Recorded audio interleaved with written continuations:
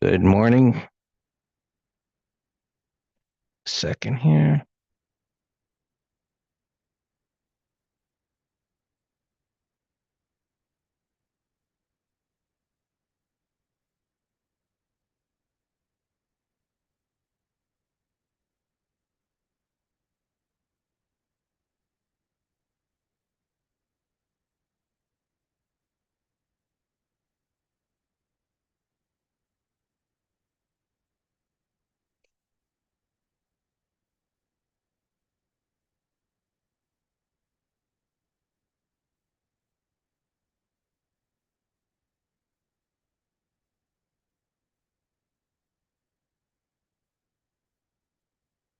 All righty. Oh, things have been a little crazy lately with all of these, I guess part of the whole year with all the rate cuts, no rate cuts. I said now one. The Fed chair said maybe multiple rate cuts. I wonder what is all the confusion about. Well, I think things are progressively showing that they're getting worse for the consumer. And why would they be thinking about multiple rate cuts? But unless things were bad, so or expected to get bad. But let's take a look at the S&P sectors. Um, and again, as we always do, see where the money's flowing into and out of. Um, get the man, oh, it's up there. It's moving around. All right. All right. So we got this monster gap up, and obviously a bullish gap, clearing the high of this congestion. But one of we have our concepts, and so the bullish gap up was just that. But where's it was it gapping up into? You got this unfilled gap up here, the 20 MA, um, and it stalled right there yesterday and couldn't get any further. Things got a bit choppy. We got the industrials breaking out to a new all-time high. Obviously looks good, but got rejected. Technology broke down, but the size of the gap above a bullish wide range bar suggests what the title was. Interest rates cuts are coming. That's a good thing. Or back into growth stocks and technology. Now, how far will it get? Clearly, breaking down under these pivot lows, hit the next support level, and got stuck right there.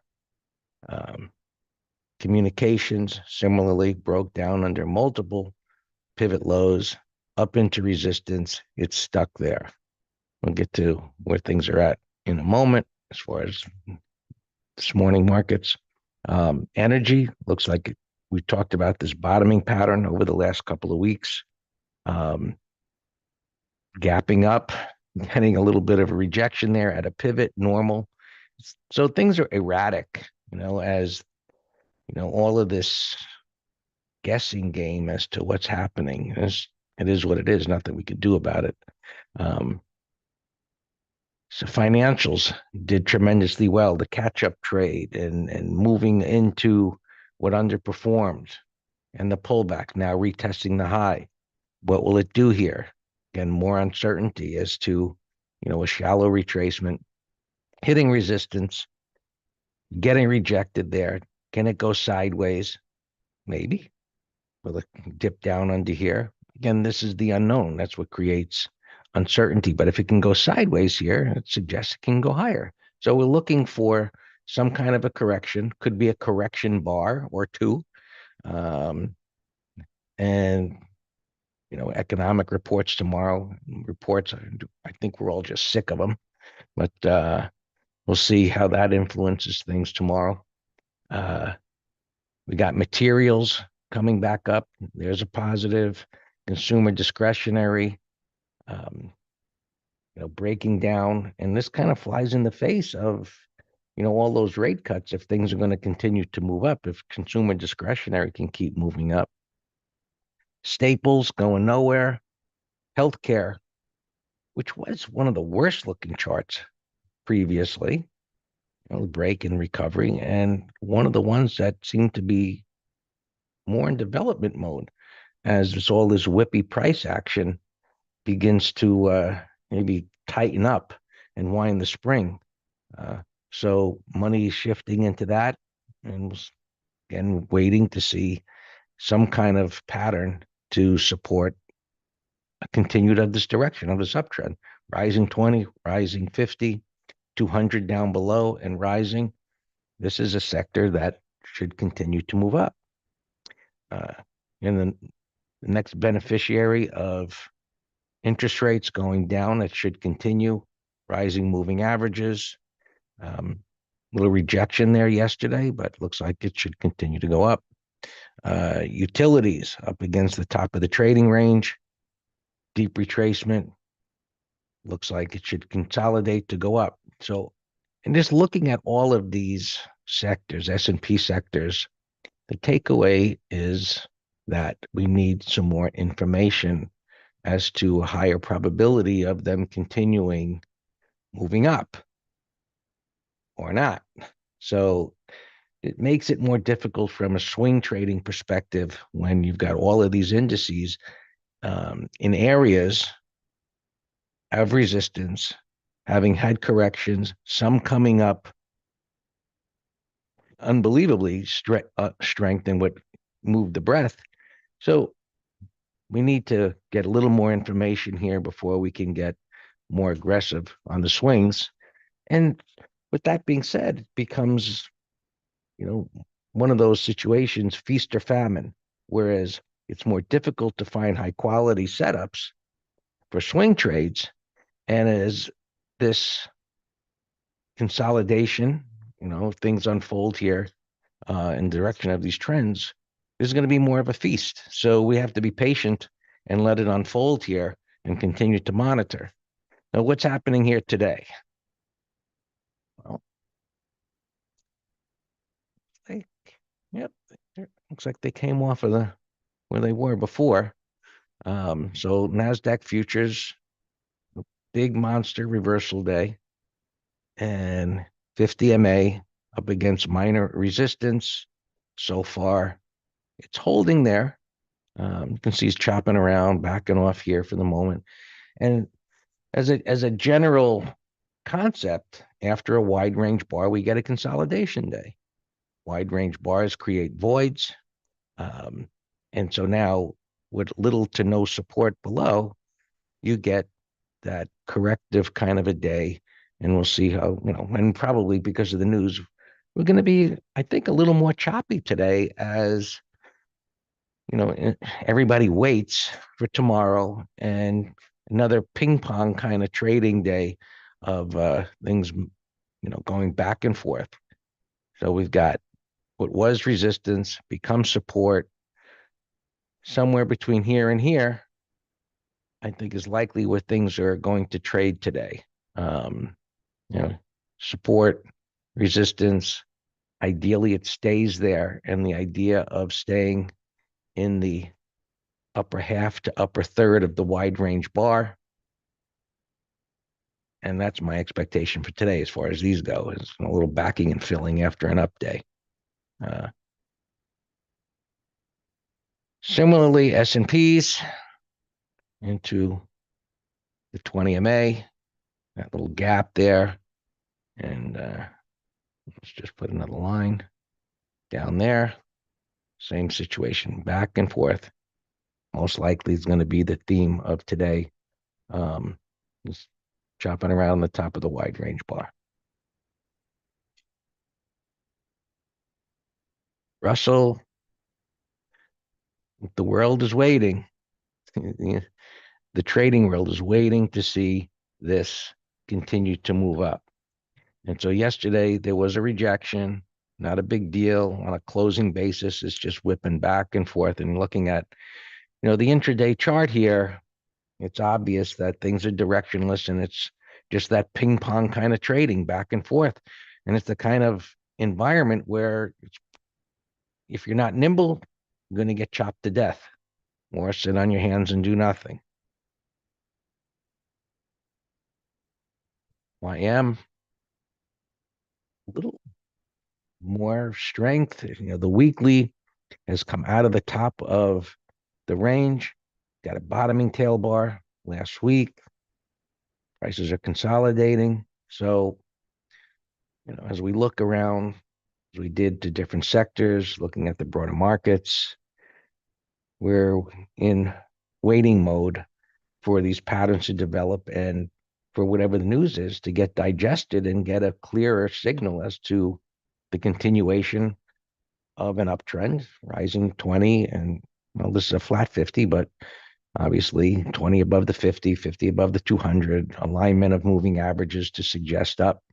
And we're, as I said, in waiting mode. Just looking at the industrials themselves, you got the rejection there.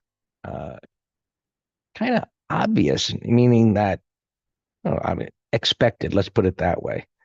Pivot high, minor support, buyers are down here, you know, launches, grinds up, resistance, choppy price action. Where are my spiders? Let's say I got back to my old page here as I was able to recover that. So spiders, S&P's chopping around up there. See the cursor. Into the unfilled gap in the 20 MA. So far, this is holding up relatively well. And we're still going to most likely have ping pong action today. I got to update this. Just trying to get caught up here. Where is my, see if it's there. Okay. All right. Things are at resistance. We're in the middle of here and here. And okay.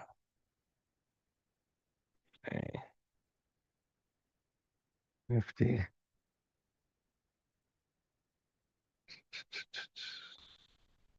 5,600. That's a good number. I like it when it's a whole number. And if we can get above it, that would be even better if things will move up. So again, here's where we're at. That's a whole number. There's next resistance. That's a good level. And if the markets move up at the open, if you can get 5605, should be a no-brainer.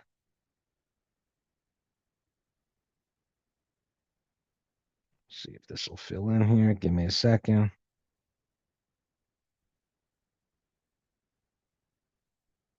Option quotes take a little while. I can look on the other platform. What's that?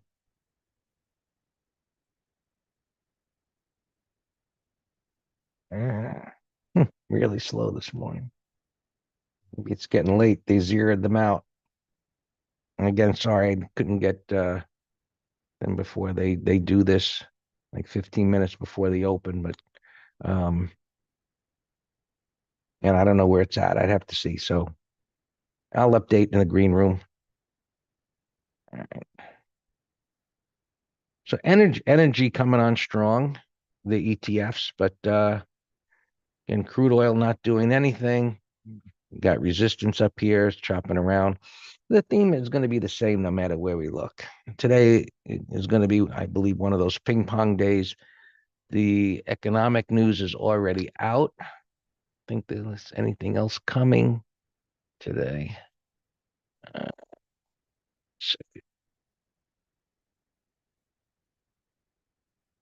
Okay.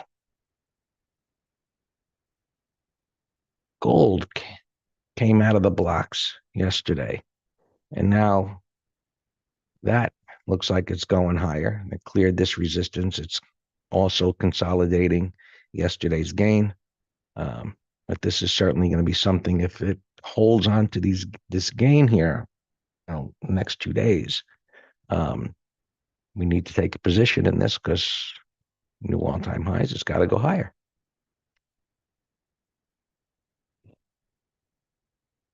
Not in alignment. This was leading before. Now it's not.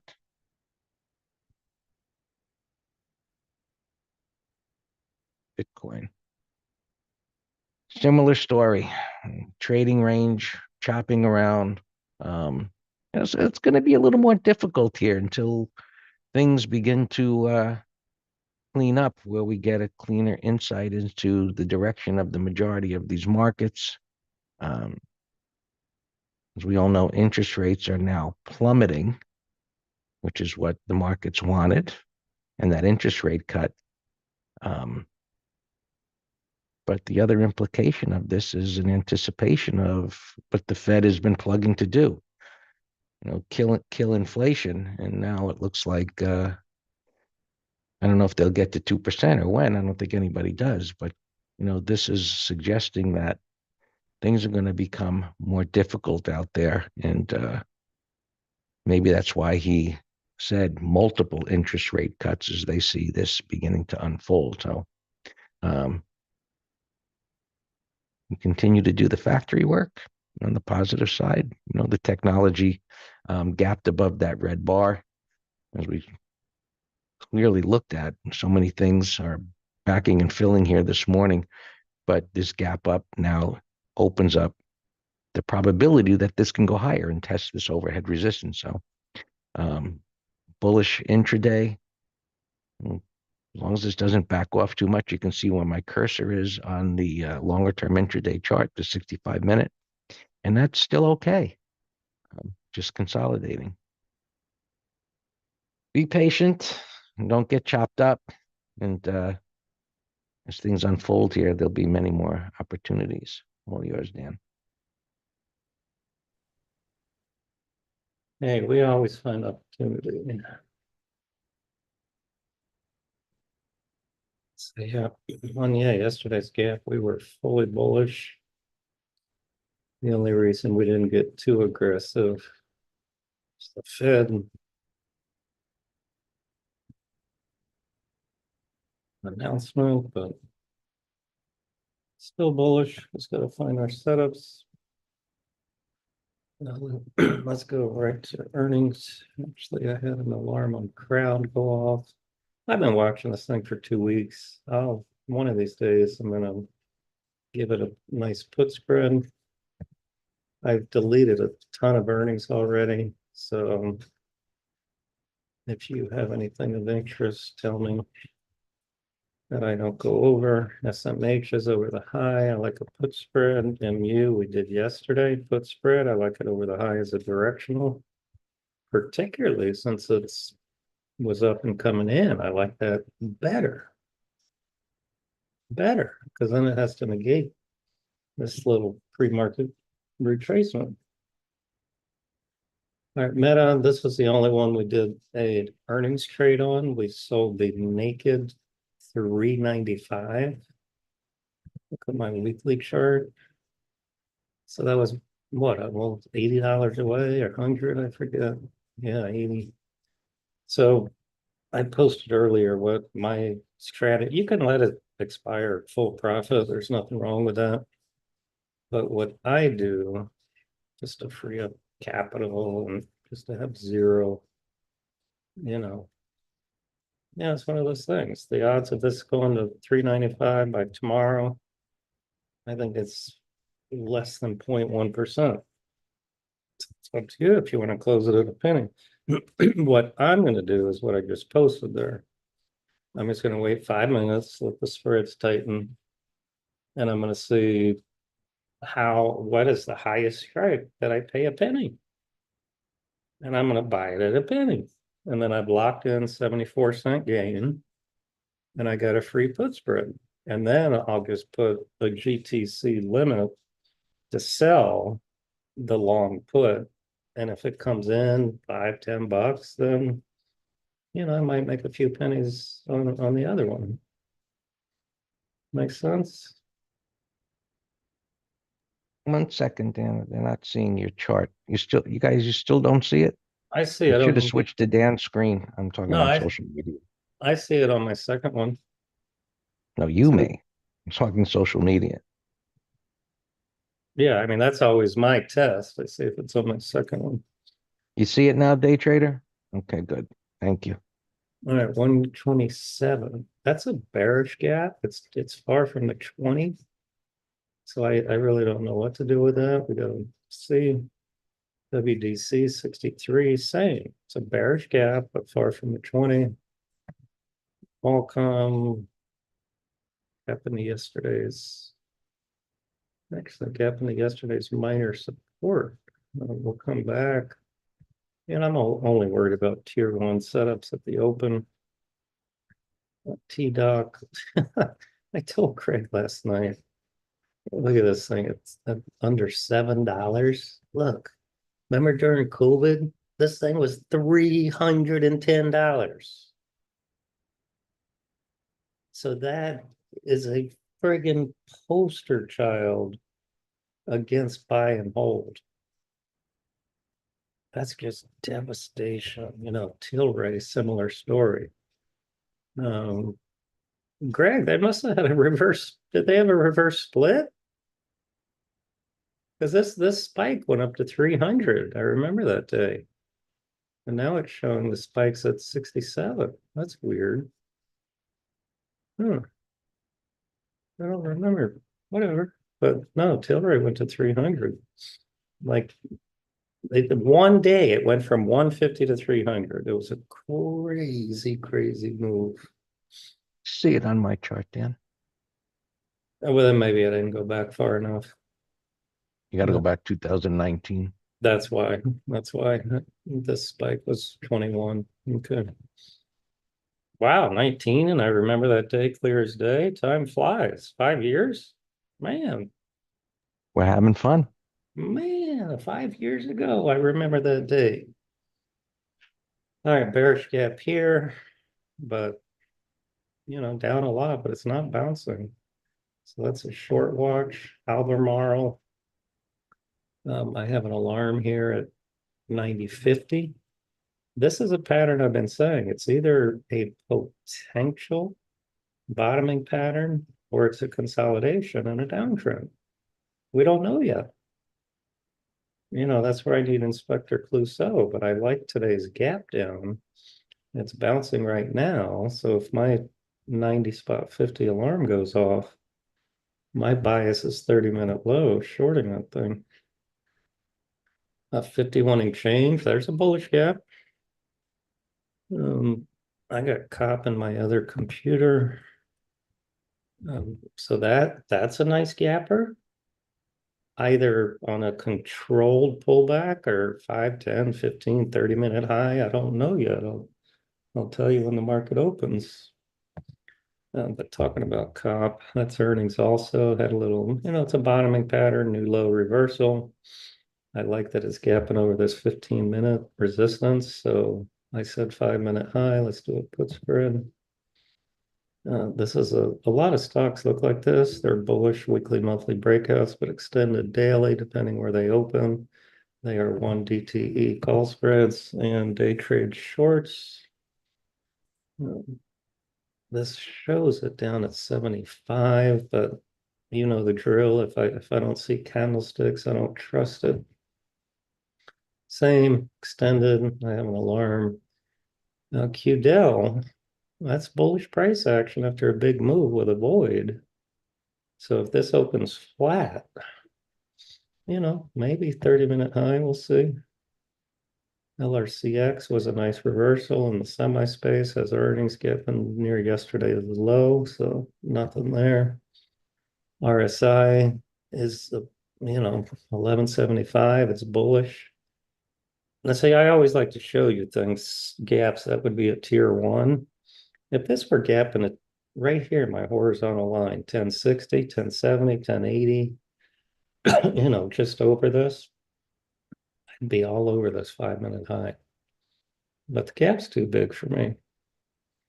That's gapping up 10, that's gapping up 17.5%. RHB, nothing. Kilo Delta, 2750. All right, so that's another nice gapper. I'll put that in the window.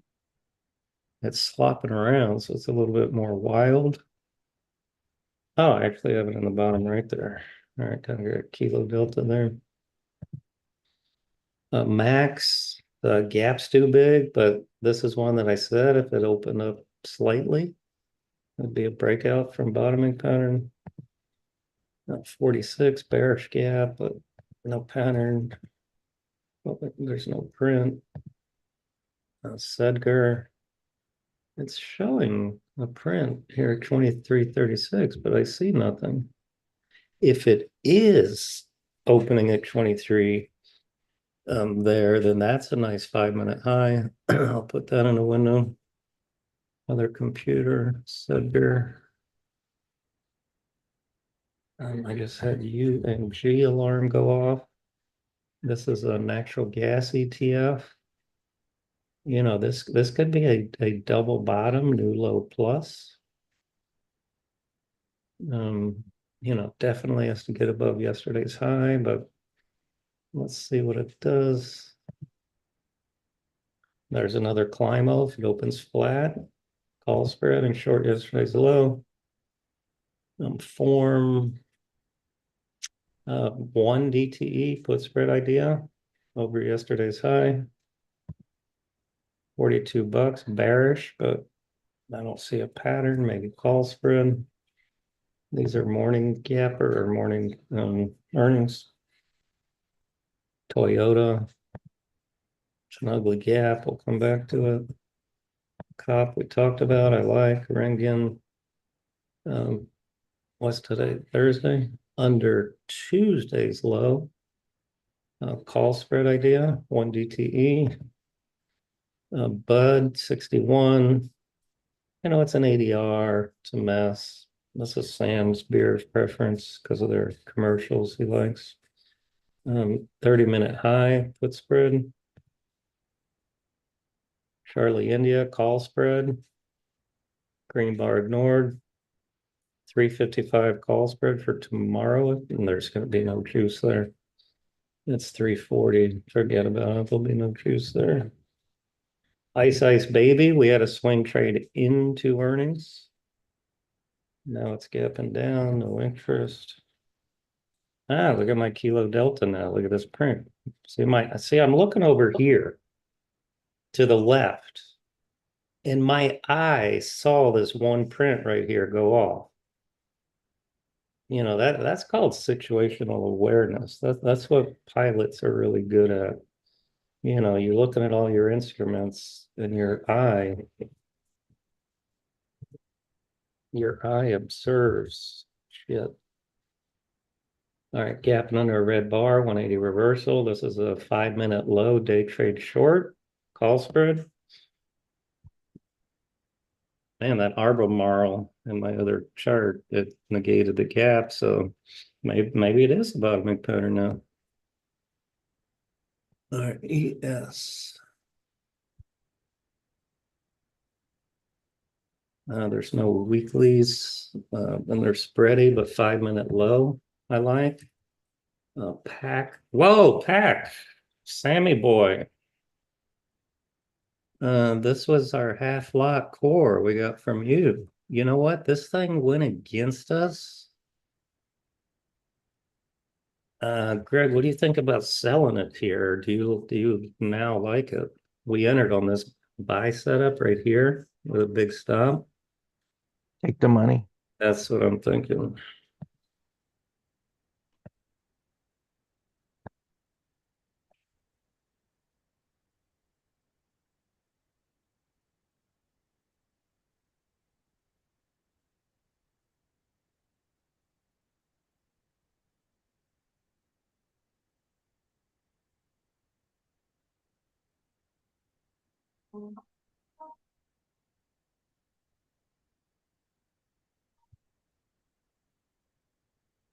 I think this thing, it's been dead money for a while. I know, Greg, that's my point. On my laptop, it always asks. But on my big computer, it never does, even for MT Live.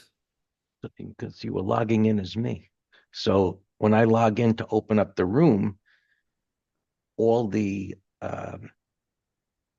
webinars that we have are there, and I just have to click on it, so it logs me in. But when I log in from my desktop computer, you know, my second login, it always asks me for, you know, the meeting ID and the password. So what you're experiencing now is normal. All right, so Kilo Delta. Look at that. I had a bullish bias pre-market. You see, Don, how I changed my bias in 2 minutes? Look at that. Went from bullish bias to bearish bias. But I'm not doing anything with it. EXAS, gap's too big. Remember pre-market, it was here. So now it was a gap and go. So I got no interest on that. All right, Meta, let me see if I can close my, I'll see how high up I can go to buy a put. All right, I can go all the way to the 405s. So that's what I'm doing. So now I have a free put spread. I have a $10 wide put spread. Free. It's a lottery ticket. I don't think it's going there. But now I'm going to put a GTC sell limit at a nickel.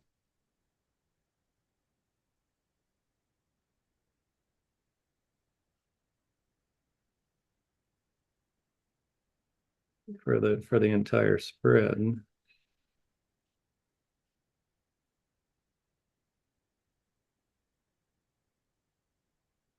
All right, done with that. Oh. All right, what else we got? Wow, Albemarle. Here's another one. I'm changing my bias. Look at the gap down, negated. I said it's either potential bottoming pattern or breakdown. Now it's a bottoming pattern if it holds these gains.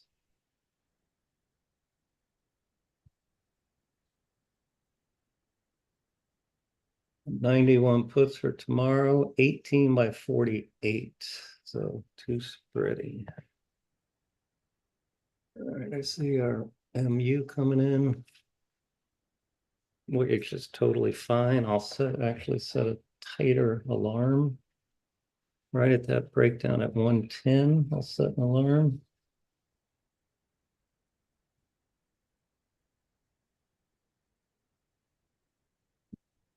And we did a put spread on this. We did not get aggressive yesterday afternoon. SMCI, I posted as a put spread. Yeah, yesterday's high. What are you talking about? Unless it's a typo. Down. I don't understand that at all. It's yesterday's high. All right. No, but thanks for asking because I do errors. But I'll still do 30-minute high down. So, got to go through the checklist again. Check liquidity, premium, etc. All right, crowd, still no turn. I would love another $20 flush out. I was thinking, I saw in the news yesterday, actually, pre-market. Yeah, because waiting, we're not going to get the premium now. That Delta Airlines is suing them for their massive disruptions that they caused. And, I'm just wondering if that was part of the additional weakness here, that lawsuits are starting to fly. All right, Sedger, bullish gap up, gave it up, no interest. Wow, look at yields tanking. Man, look at yields. That said, gee, we're in from yesterday. Holding well, has earnings next week. Oh, COP. And let's not forget about COP. Okay, 5-minute high on COP. Let's see what the juice bar is. 109, 105, 65, I said.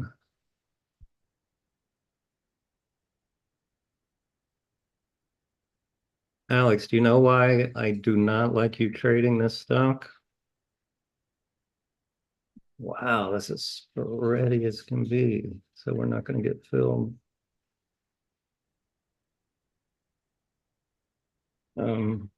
COP, I do not like you trading this. Do you know why?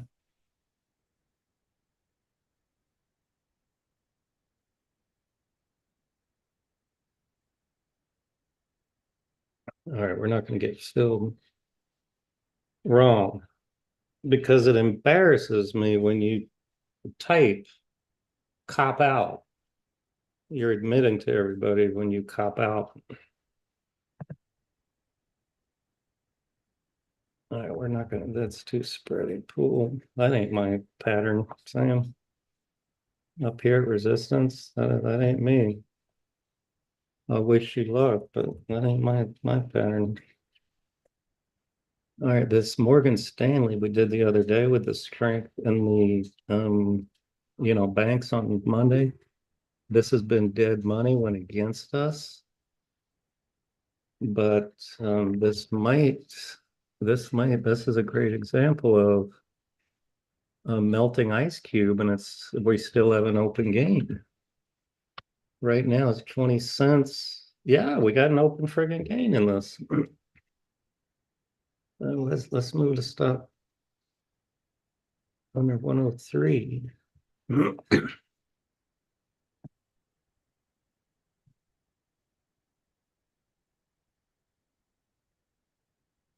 No, I like cups though.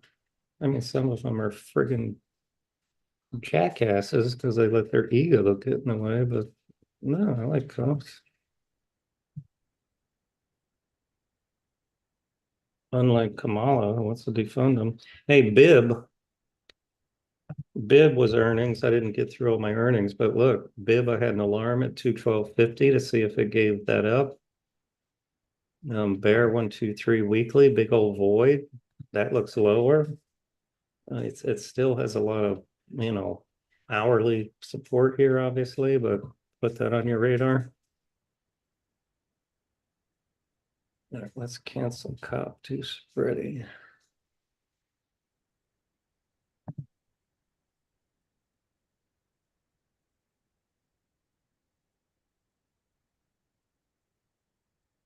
MS. Let me post this. MS.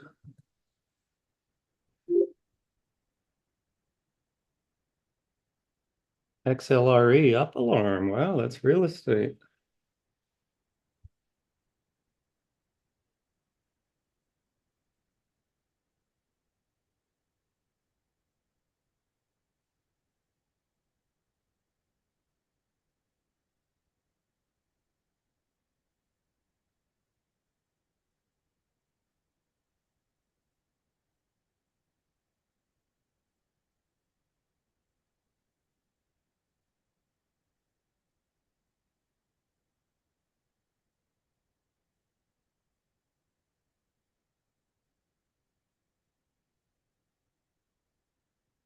I'm gonna put a bib here, bottom right.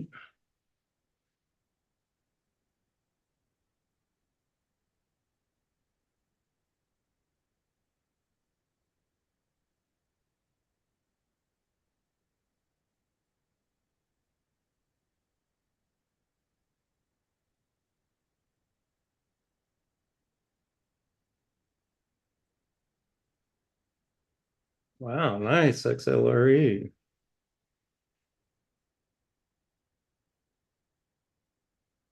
Nice. New alarms 42.50, low alarm 41.20.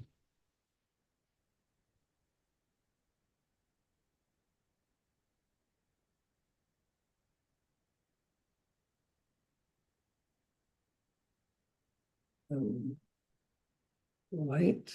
Let's move stuff here. 51.38.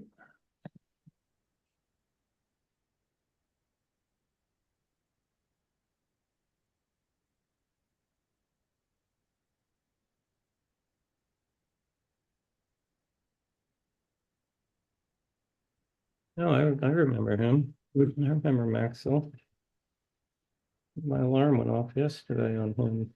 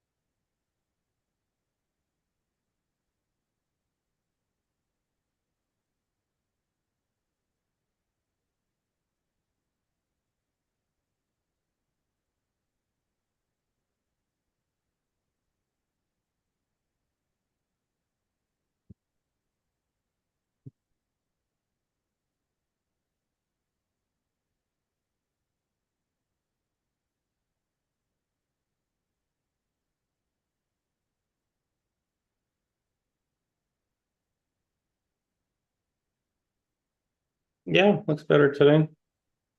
Yeah. Yeah, I'll put it in the window. Yeah, market's holding here, getting some mojo.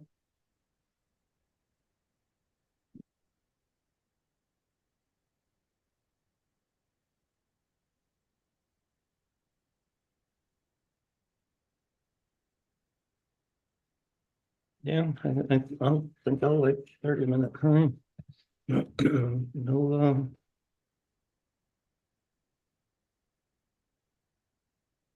yeah, I like the bottoming tail now. Gave you a frame of reference for the day's low.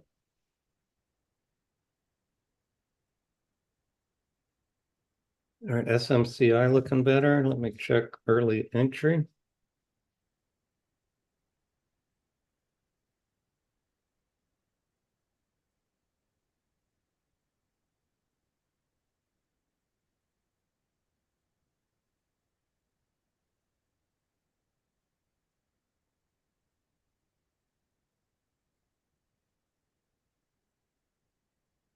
No, there's not enough juice now. Shoot.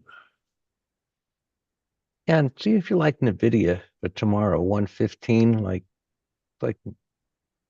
maybe four wide, Yeah, look, 50 yeah, cents. yeah. So you're going a lot tighter because I looked yesterday and it wasn't enough. Well, did you? 114's tight.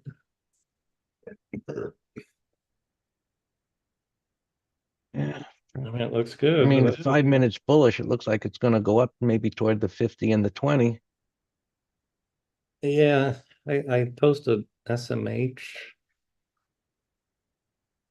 Um, that one's stronger. Here's RDN. I have as a short watch, 30-minute low. Let me look at call spread. I love that SMCI, but there's no juice now. And there's no weeklies on this. I mean, this looks like a friggin' directional, Greg. Yesterday's high. Target 775.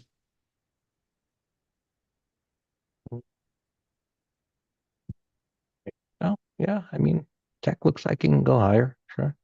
Maybe calls are a better way to go. I don't know how spready they are in that stock. Yeah, massive.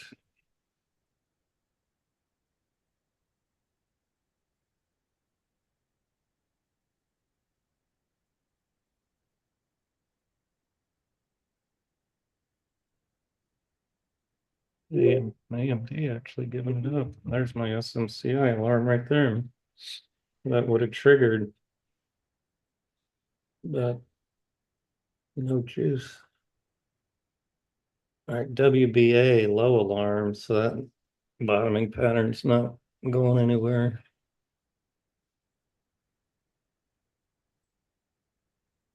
Our stop is far away though, but that ain't acting right.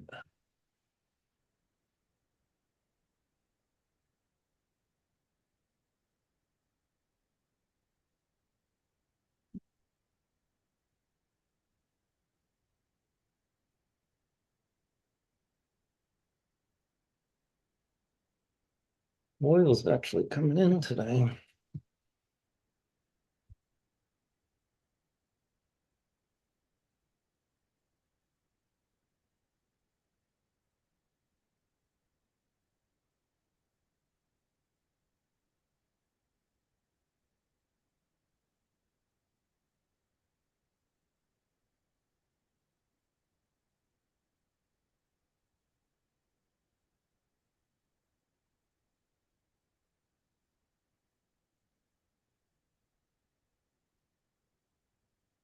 You know what I just noticed? These jackasses at TAS raised my commission for some reason. WTF? Wait till I call them. Man, I just saw it in the little dialogue thing. Dialogue order confirmation.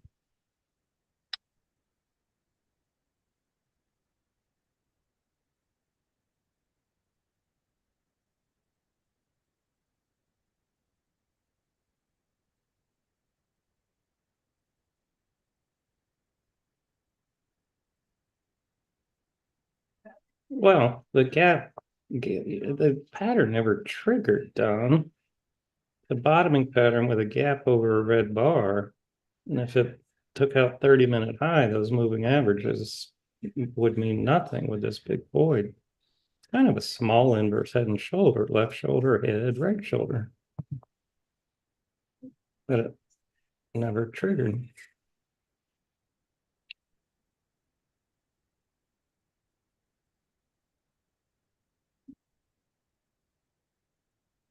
Well, Don, that's not my style. That's not a pattern for a call spread, but we've talked about that many times. HST, remember I had, this is earnings, but remember I said if it opened flat, sell setup.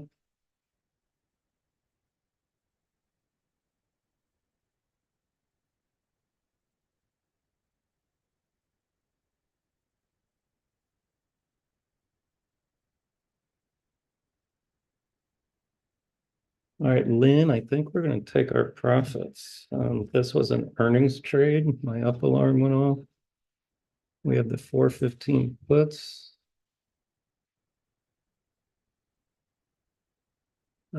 Banks, I see weakening here. 415. Yeah, let's close this thing and take our money.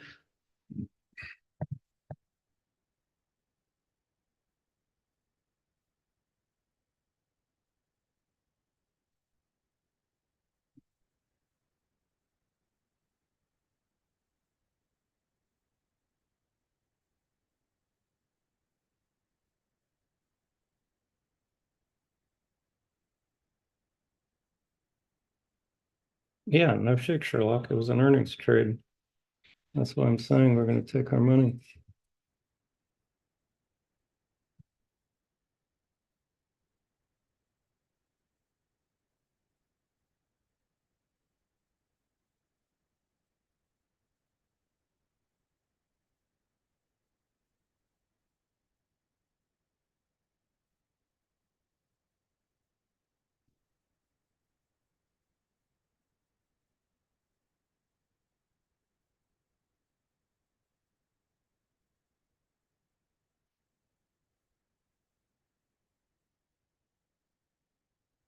So, sometimes when we do earnings trades, if I get to 50% of max value without earnings, I might take it, even though the pattern still looks great.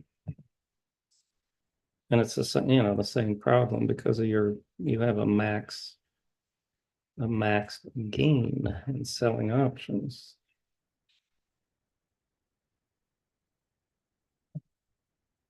Nice doing business with you.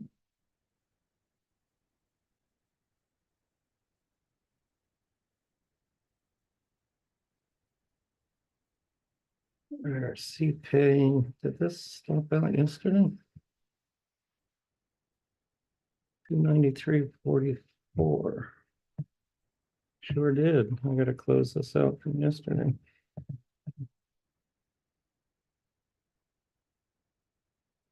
Yeah, I just cancel it done, but I love the pattern. But if you can play around with strikes you're comfortable with.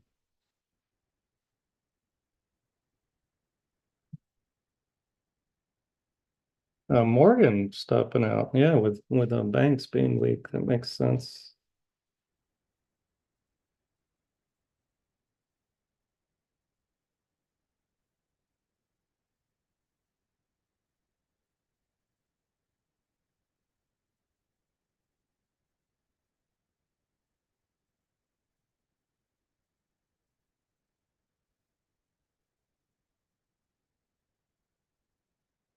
Well, in retrospect, we should have closed it on 20 cents. But that was one of the weakest banks. We got into three of them on Monday.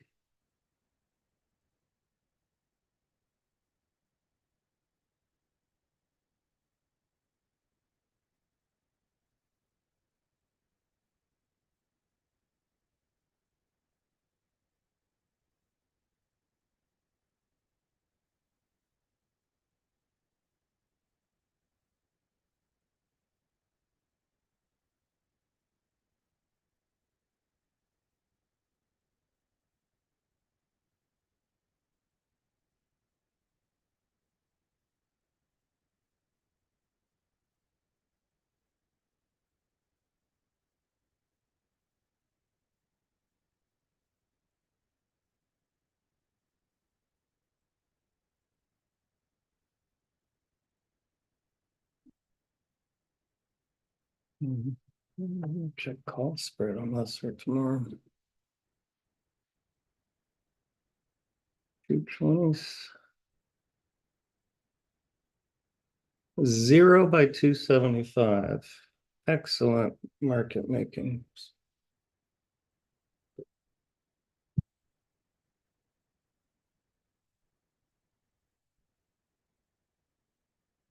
Gap's too big. All right, let me start.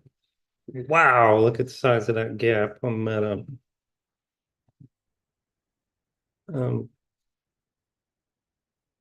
arm could be a short right friggin' here. Let's stop the high. Got the sell set up, top and tail. Little missile bar on the daily.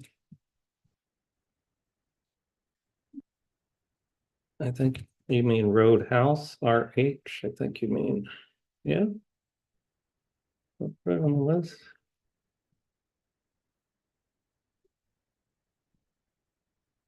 That's bearish, CFLT.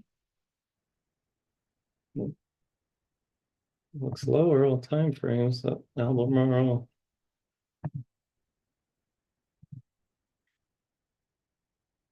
Myrna got whacked today too.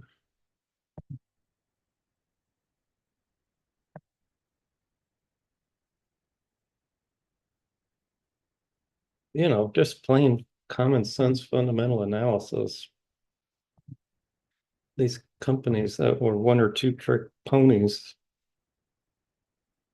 on selling COVID vaccine and COVID's gone. It's like, don't you think their revenue's gonna, you know, be cut 80%?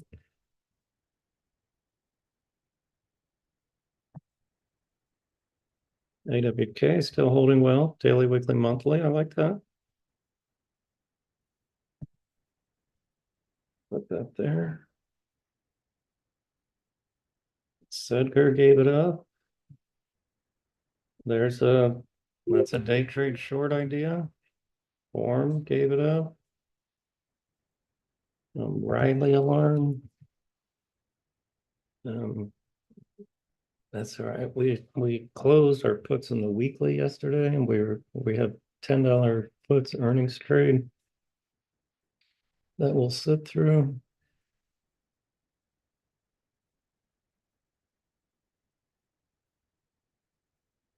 Q's holding strong. Microsoft ripping here. Negated that earnings move. There, now that's good spread for tomorrow, Greg. I like this. 416s. This I like. Yeah. 415, $5 wide. Only 23 cents. That's the problem. Unless you want to go up to next week. I think it's okay with that pattern, sure. All right. So just eyeball in there, the 415s.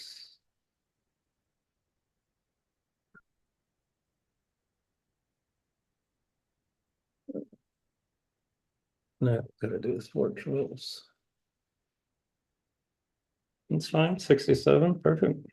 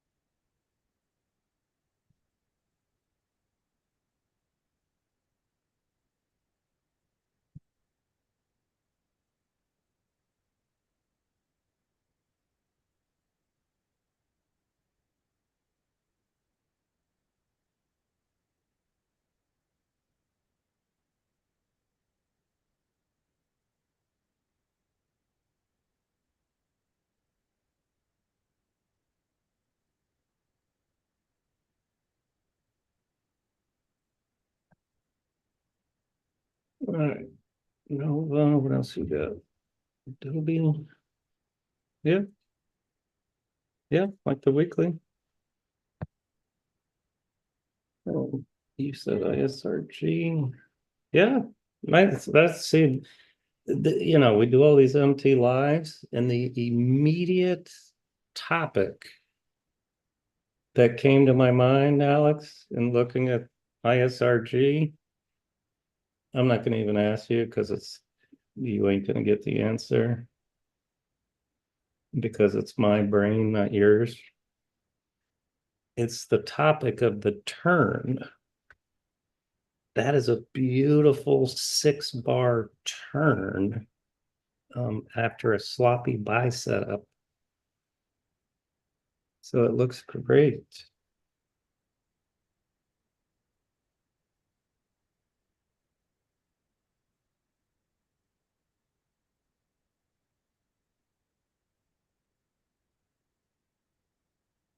That looks, yeah, directional input spread.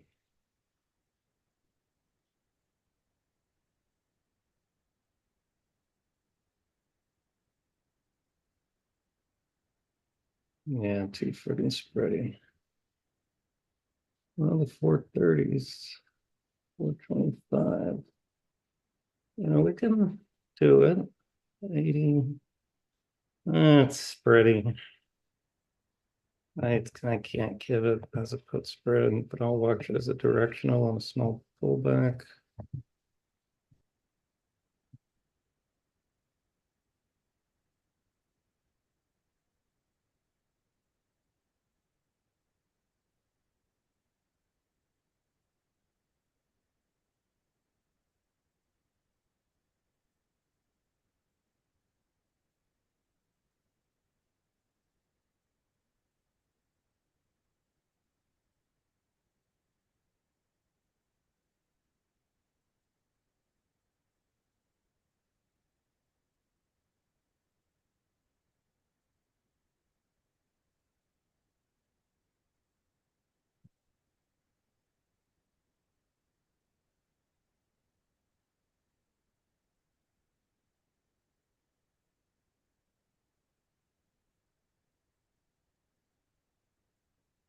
Again, the friggin' markets here is absolutely amazing how Qs and spiders moving together and diamonds and IWM. The 5-minute charts are so, like 5 and 15, so frigging similar.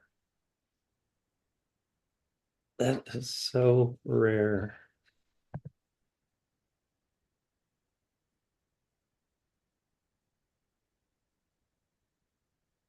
All right, Adobe. All right, what was I putting here? SRG, I like Adobe. Let's see if there's any juice. 535s or 540s rather.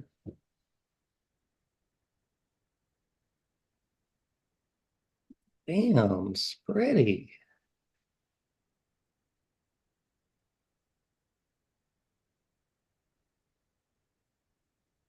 Incredibly spready, the puts.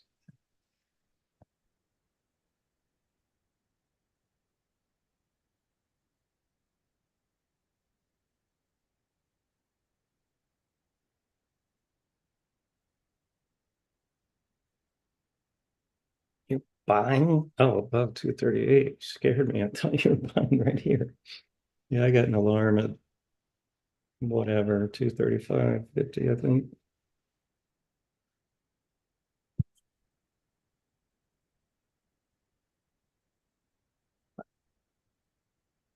Hey, D-line turned negative. It's been on a free fall all morning.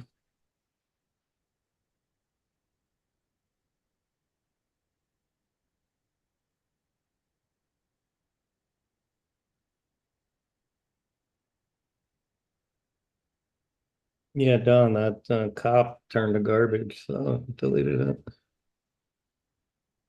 Man, look at this false breakout. This was a nice 1, 2, 3 right there. Gap breakout. Now it's turned into a bear, 1, 2, 3.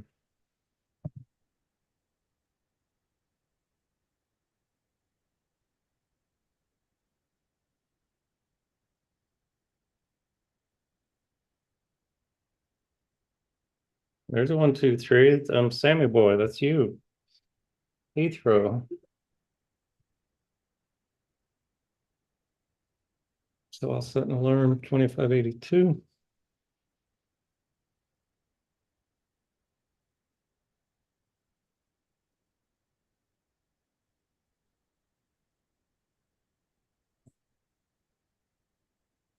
All right, Don, well then do it. That ain't my style. I use the buffet analogy all the time. We all like to eat, but you go to the buffet and you eat what you like. And that was not a call spread candidate to me. All right, alarm on Heathrow, WBA alarm.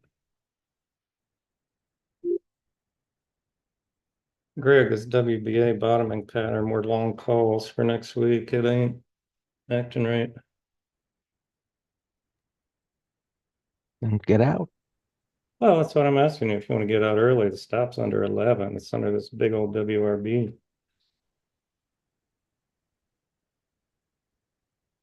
So that's my What question. can I say? What can I say? I mean, it's with options, it puts a different No, bend on it. no, ignore our options. The chart, if you were long the stock with a stop under that WRB, would you sit through it? So far, yeah. Okay. If I'm uncertain, I would consider selling half. I mean, it hasn't violated the stop, so it's still above the 20.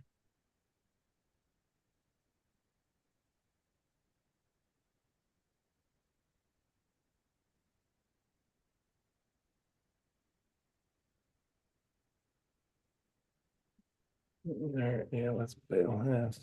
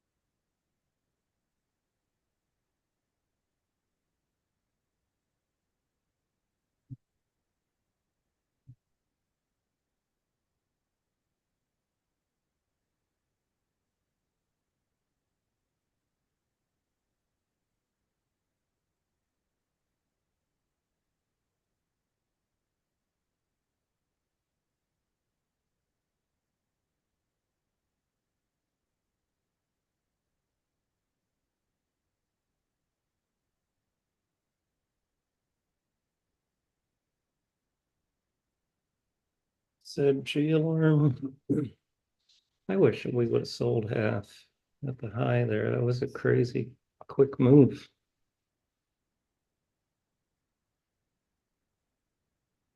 How can you know, Dan? Well, I would have because that's my personality. But I wasn't staring at it at the time, and I did not post a 1/3 target. But you know me, I like getting out of thirds when we're long equity and big old quick move. I would have. I know myself. So I'll set an alarm at 30 and 28.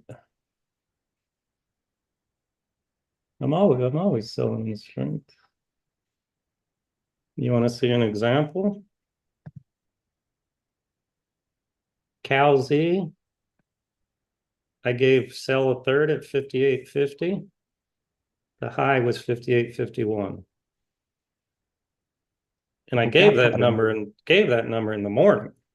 but that pattern makes more sense to sell there. The other one's a bottoming pattern. That one is a breakout, pullback, and I know, I'm just giving you an example. it's up a lot, so sell some in the spring. All right, dollar. Yeah, I took this off my list yesterday, Alex, but let's put it back on. That would be a beautiful 1 DTE call spread also. Now, much to Debbie's dismay, this is not a descending triangle. What is it? Correct. It is a bare rectangle. That is correct. The 106s for tomorrow are only 10 cents, but we'll keep an eye on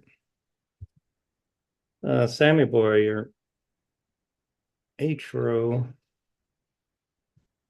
alarm went off, but I don't know why. So 25.90.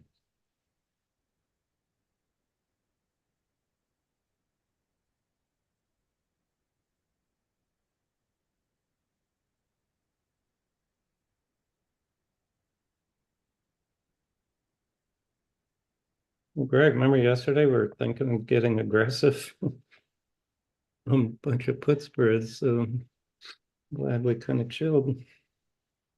Well, I mean, if they were expiring tomorrow, I think they're still going to be okay. Well, You I got know. No, it was after our discussion of start looking for next week.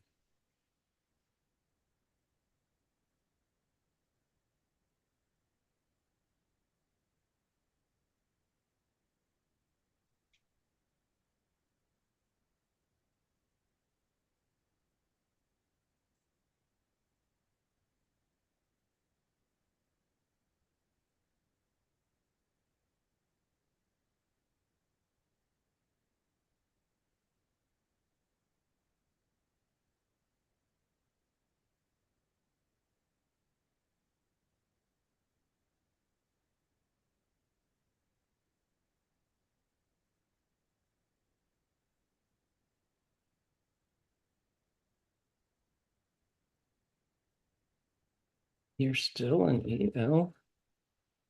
Looks good. Looks good. I like it. Earnings 819. That's a powerful, steady downtrend. Green bars ignored. Shallow retracement.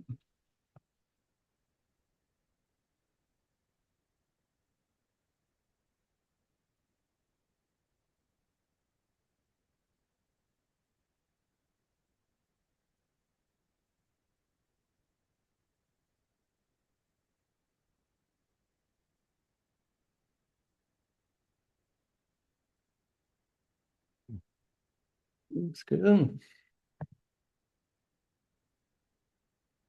I was just able to get into IB. Something was going on there this morning. I had to restart my computer, my phone, because they send you this SMS code to log in. Well, I got out of this T triple Q.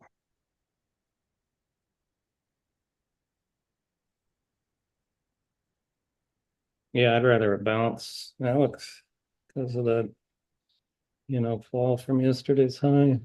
So I'll watch on a bounce.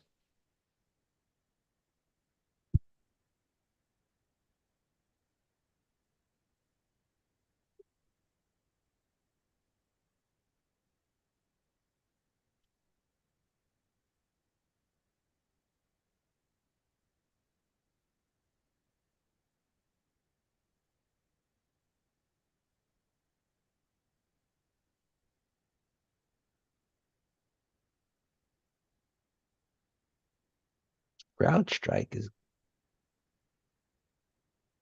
killed still. Piece of garbage.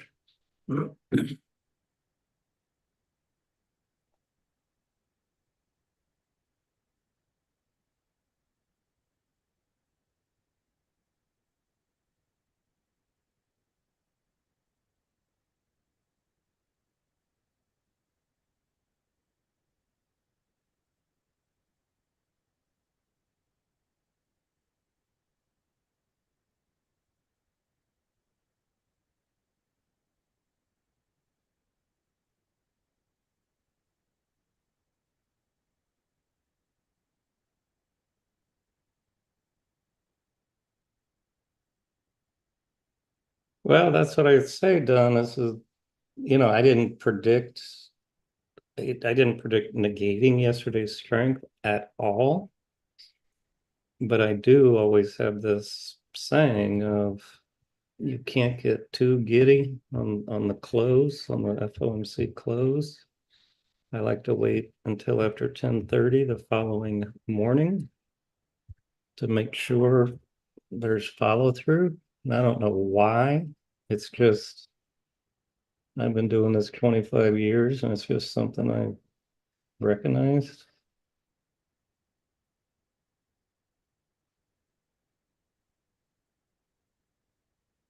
Particularly if they close iffy.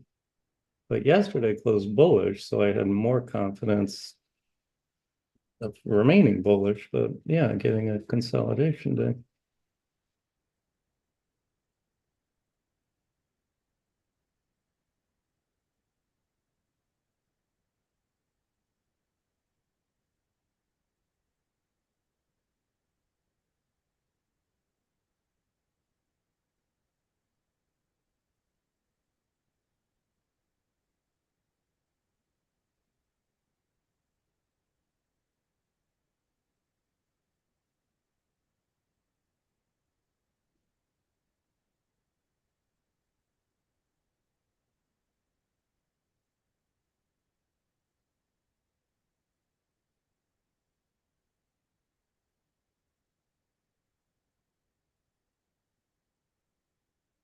Fighters and SPX at this point look like they fill the gap or go below it.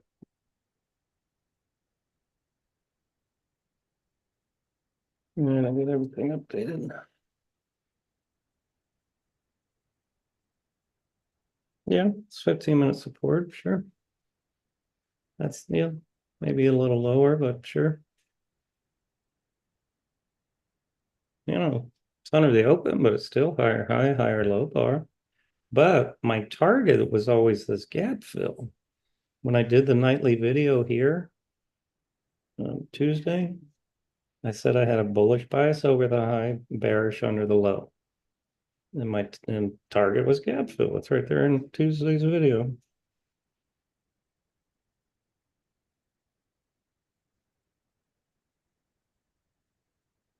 Use, stalling. So, Alex, now if your pet rock, that's what we're going to call him from now on.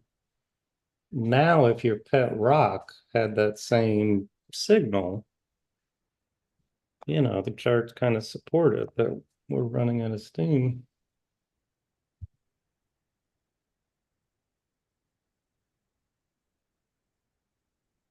You like that word, Sammy? Pet rock? There's a nasty breakout failure.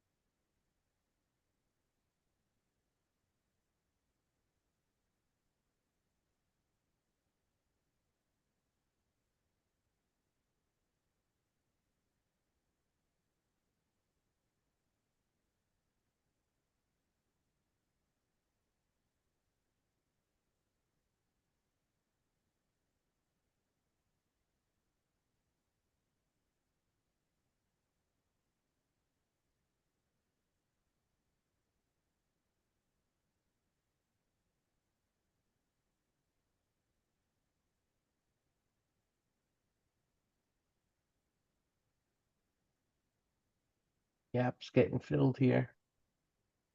You more.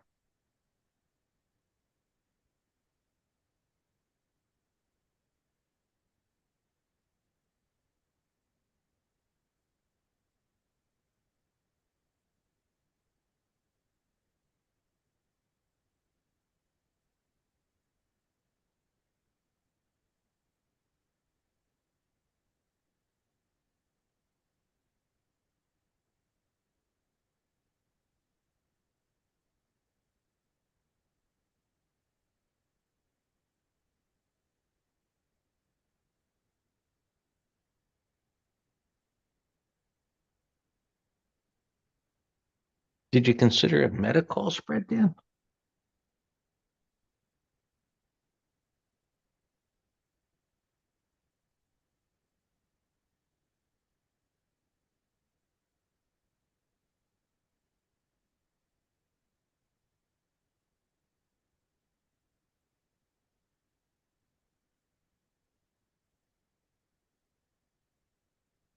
Five 35, 10 wide or 5 wide?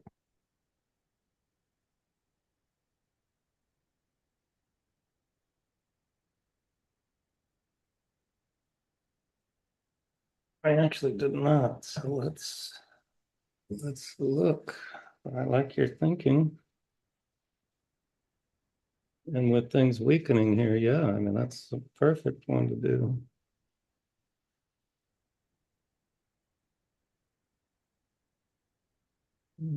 Five, 30. 35.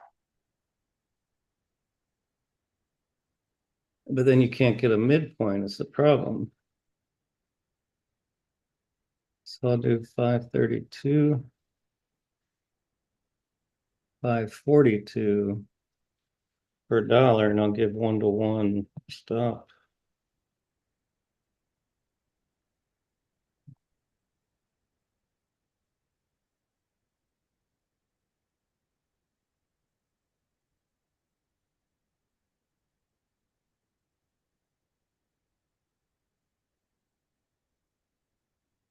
So 535.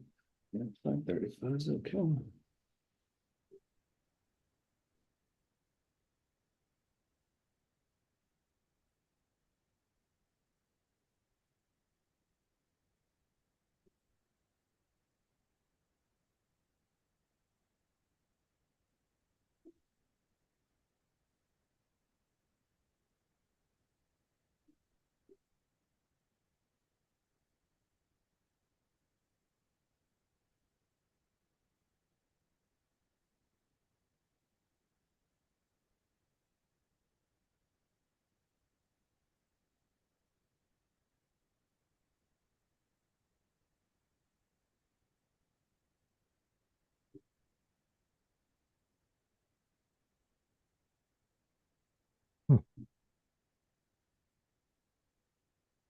Hmm. Does XLK look like a Head and Shoulders? Absolutely. Wait, you mean inverse? Yeah, no, the answer would be no, not inverse. No, I'm sitting here trying to scratch, and no, I don't see that at all. It would be an inverse if you had two more horizontal bars here. But no, Head and Shoulders top, no, I don't see it. It's saying neckline 222, which is above price above. No, he's saying Head and Shoulders top. I don't see it. I don't see it either, but he's saying the neckline's 222. He's thinking bottom since it's going to go up. If the neckline is above, I think he's talking about this and this being the right shoulder. No, Sam, if you got to sit here and stretch and stand on your who cares head about that and old data? get creative, then no.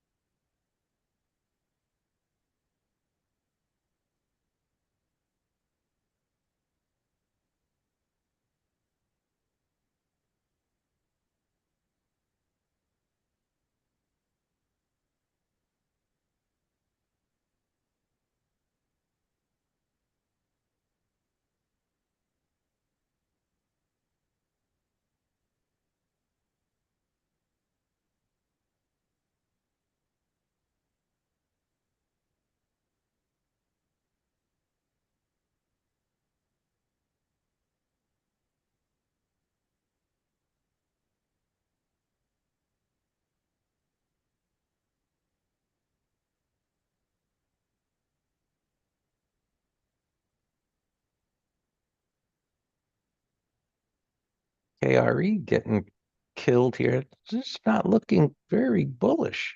I know, I saw KBWB this morning tanking. And that's what made me look at our XLF position. I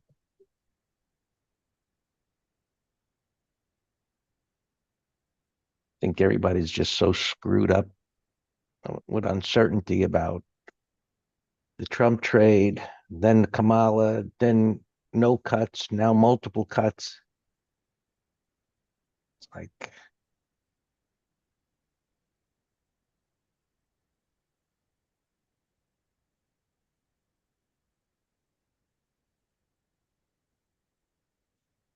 why would AMAT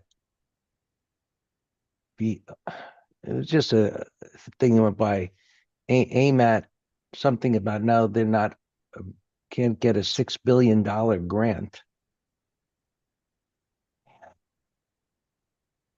I don't know if anybody else watches Tucker Carlson interviews. I know Alex does.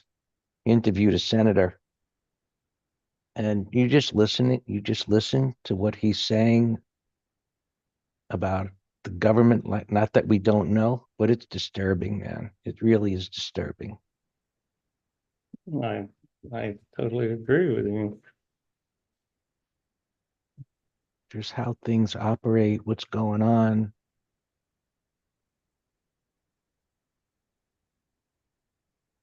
I mean, not that none of us haven't had the thought of this country being in trouble, but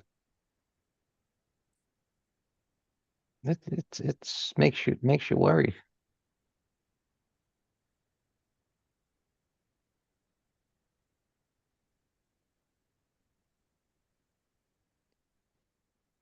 If she wins, Alex, I think we're all finished. That's kind of fatalistic, but not kind of. Don, you have no idea, man. Stick to Canada before I yell at you or something. I mean,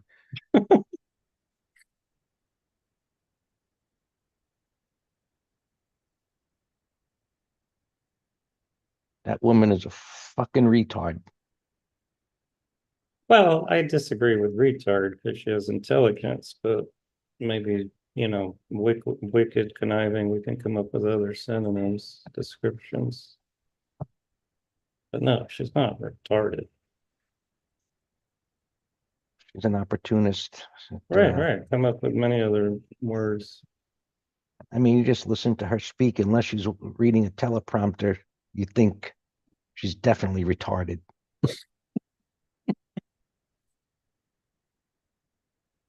The thing is, she can read a teleprompter and put on an act. That can't be easy when you see, your country being destroyed, and someone that could potentially take over that is less qualified than Obama was.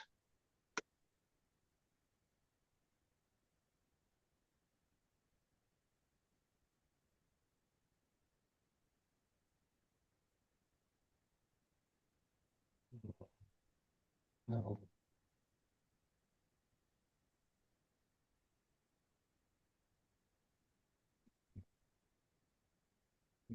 Maybe people like Don has just been so indoctrinated with, you know, so many liberal socialistic things that they've come to accept it and begin to live it.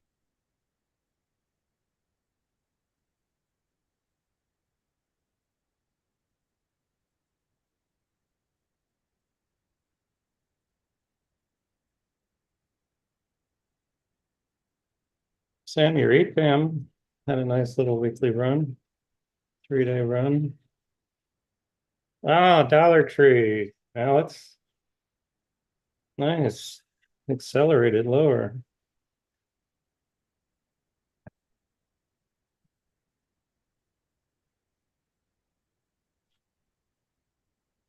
JPM now getting pounded. It's gotta work.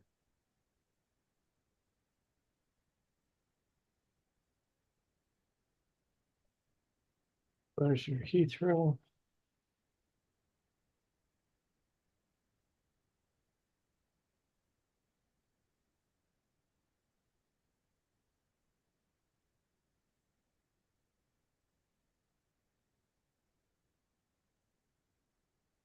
I'd like to think that some of them were good, but then just couldn't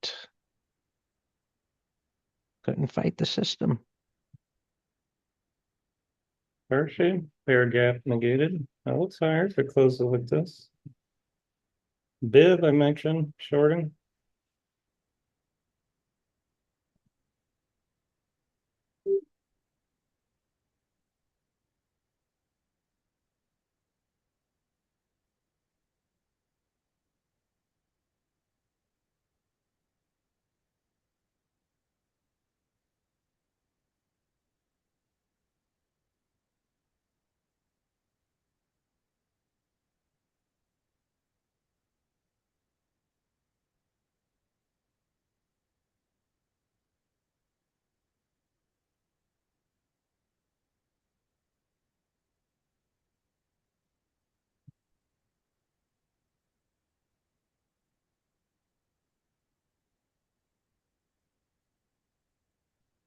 Yeah, I think the sidelines are a safe place to be right now.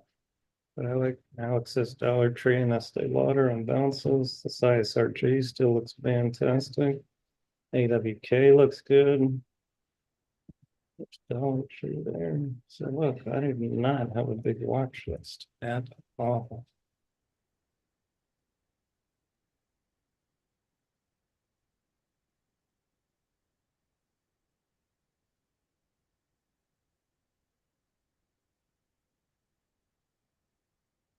Now it's breakdown on the daily, weekly. That's from a 2-month consolidation.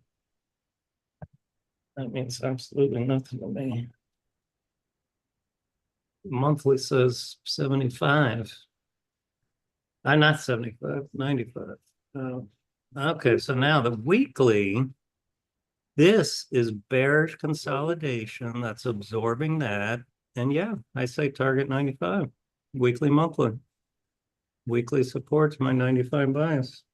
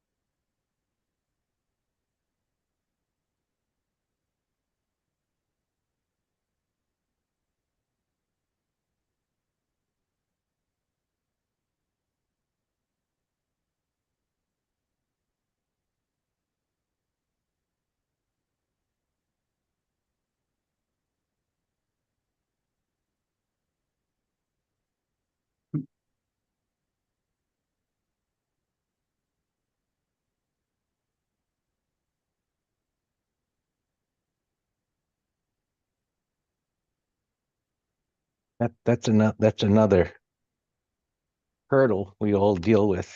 Alex saying he missed one of his rules about the whole number, but in the moment of looking at things intraday, it happens. You know, I mean, I still have a little note thing of the the process, and one of them is doing the complete analysis before pressing the button, and you internalize all of that over time, but in the moment it's very easy to like miss something, and so you get the bigger picture, and then it's like, okay, one thing, and then oh, you know what, maybe I wouldn't have done that, or I would have done it differently, and you have to adjust.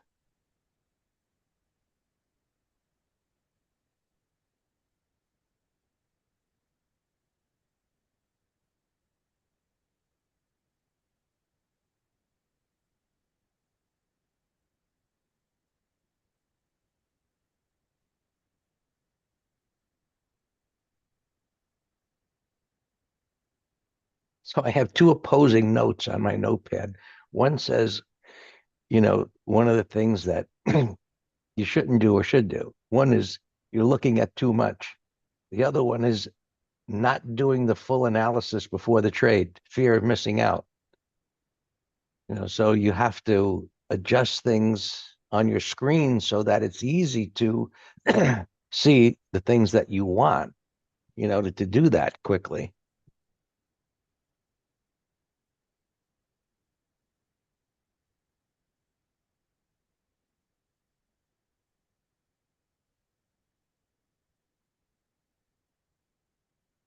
The Russell is close to intraday support here. So is everything. I don't know about, yeah, I guess everything is.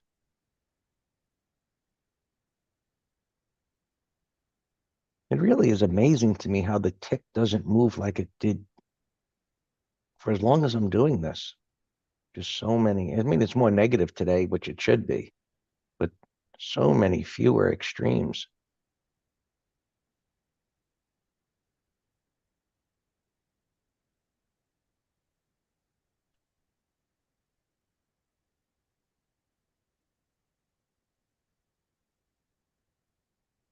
Sure, you.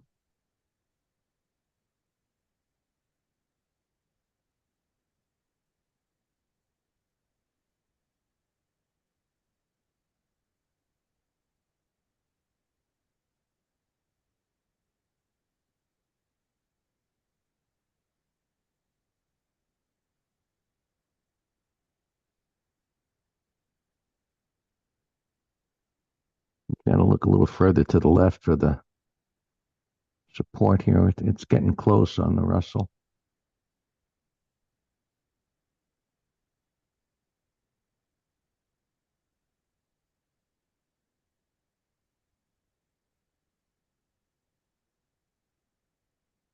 Sure.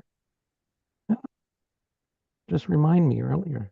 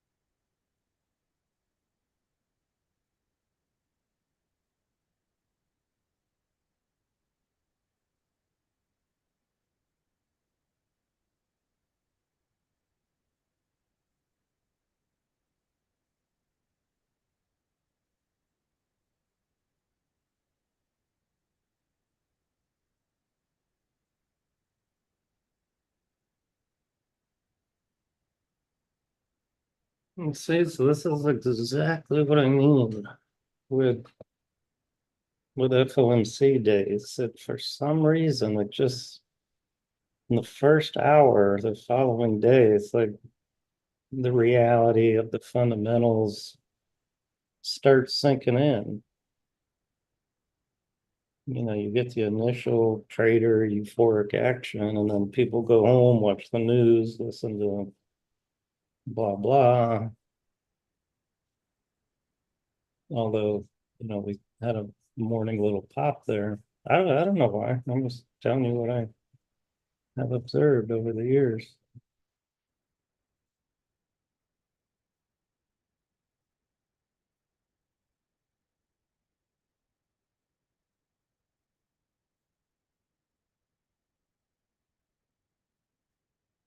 Yeah, we have fairly light inventorials, and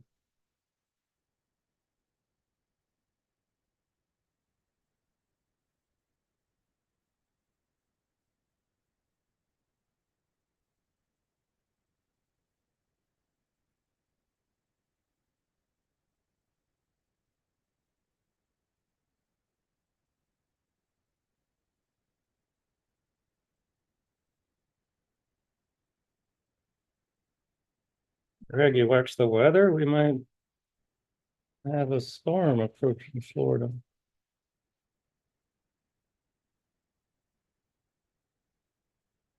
I think there's a hurricane headed our way. I think I saw. Well, it's just tropical depression. It's not a hurricane, but I'm just Ah, saying it's heading our way. We don't know what it's going to develop into.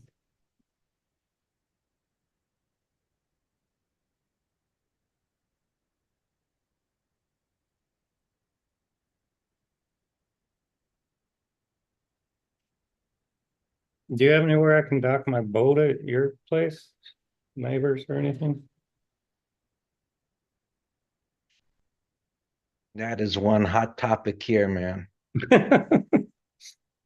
No, because when I was able to, um, you know, get Durham to agree, and we have a settlement to become a marina, a legal marina. Probably like 60, 70 people put in papers for finger piers. There were only, and because the way they dictate based on the manatee laws, how many square feet of area you have. So the island is 4,300 square feet Wow. around. So we're allowed 43 power boats. We can have 5 sailboats because our license is for 50 boats. So you got all these people, you know, that are waiting. And so, um, and when you asked me that, I was like, okay, for two things, like the other side of my finger pier is empty. You could tie up there. But if a hurricane should come, I'm going to take my boat off the lift to tie it up there. But people would be asking right away, whose boat is that? What is that boat doing here? Because Mhm. everybody's, chomping at the bit to have their own Yeah, but if it's your pier, you do whatever the hell you want. on one side of it, meaning Right. where my lift is, the other side is not permitted. So Oh, okay. I could, by I can't even put a cleat on the other side. If I put a cleat on the other side, Durham will give me a violation. Wow. I know that because other people have already done it and gotten violations.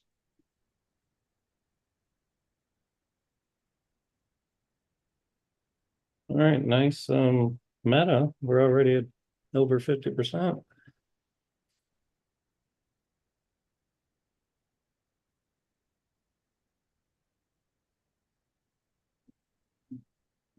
Glad we didn't do no video. See, that was way too tight for me. That 15-minute shelf. Yeah, I'm in defense mode.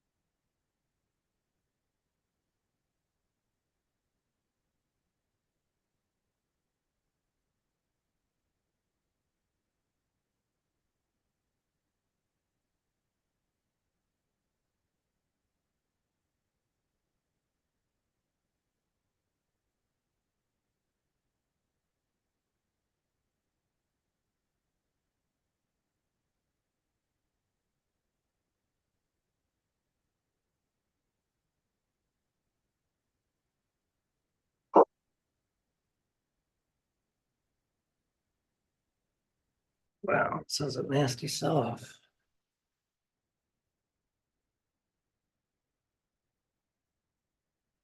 Well, let's close this IFF. It's another, it was gonna be another earnings trade.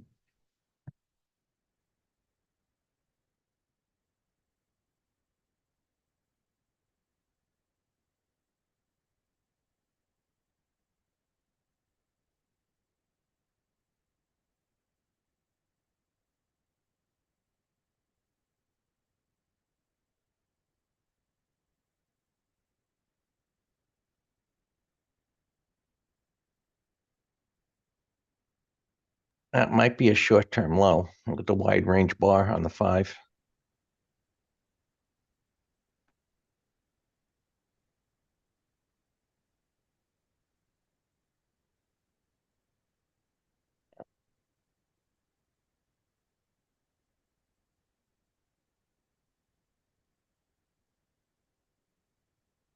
You know, the idea of a wide range bar ending, and some of you have heard this before,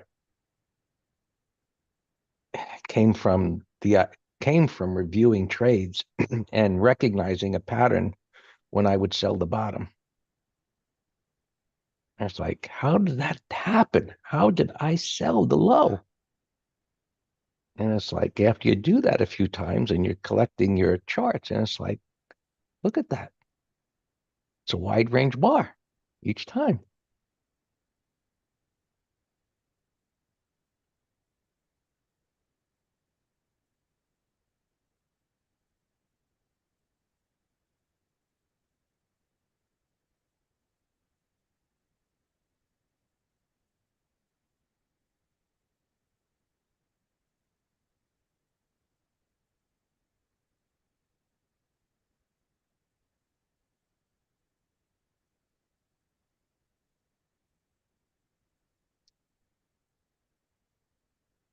I mean, we can only speculate what's going on, but with interest rates coming down as they are and continue to move down.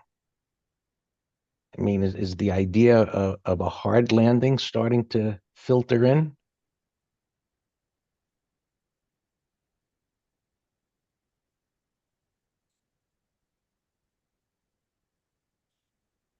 Yeah. And tomorrow, and those kind of numbers several months ago, the market would have rallied. All right, bad news, good news.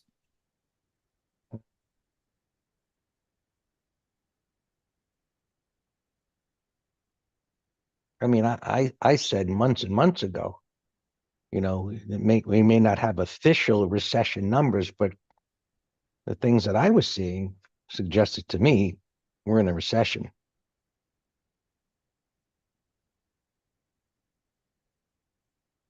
I mean, one of the things I mentioned, and so I was like, there wasn't anything that wasn't on sale in Amazon.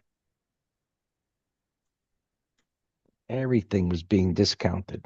And so why is there such discounts? Supply demand.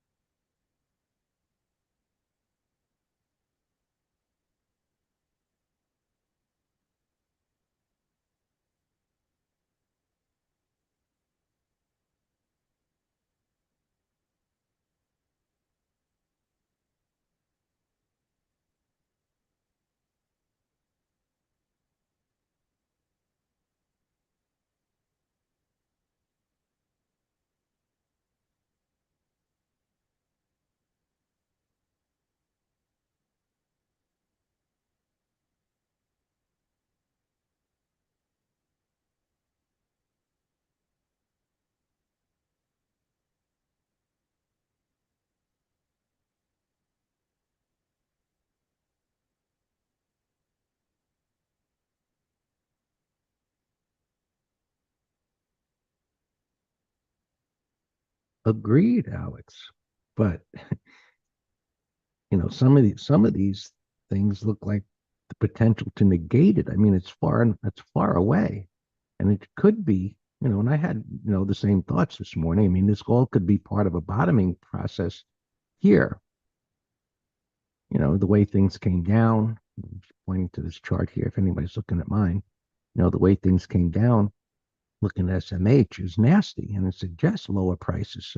But the gap up was bullish, and maybe tomorrow it goes down, and you know if you're looking at my charts, um, moving this freaking drawing tool around to different places, different monitors. Um, maybe this could be part of a Head and Shoulders bottom.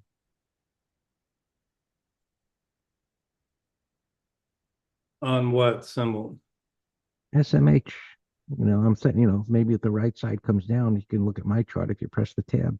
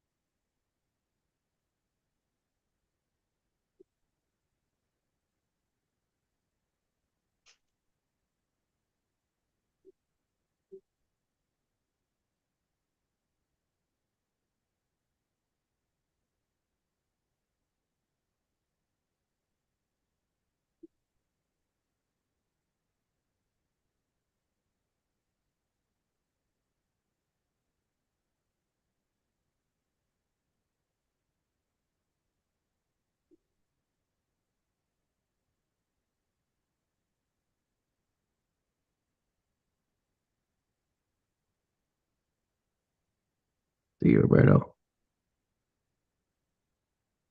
Well, yeah, overall it does, and that's what I was communicating this morning pre-market as we look at these charts. Most of them are in uptrends, they're bullish, but currently they're not aligned, not set up for a meaningful move.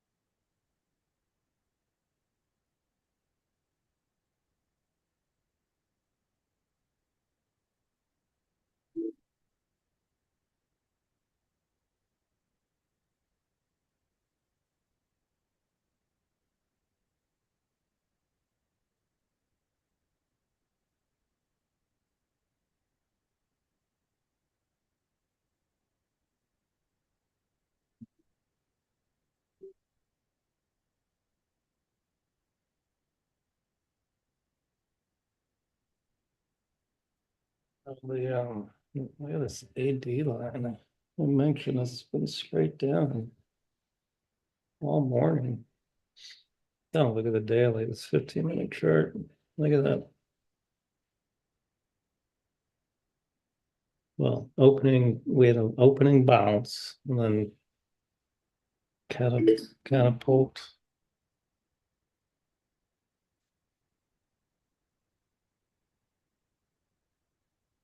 I was surprised too, Patrick, when I looked at that chart. It's like, what is this Kavana? How they selling cars and doing well when Ford is crashing and GM is going down? And like, I don't get it.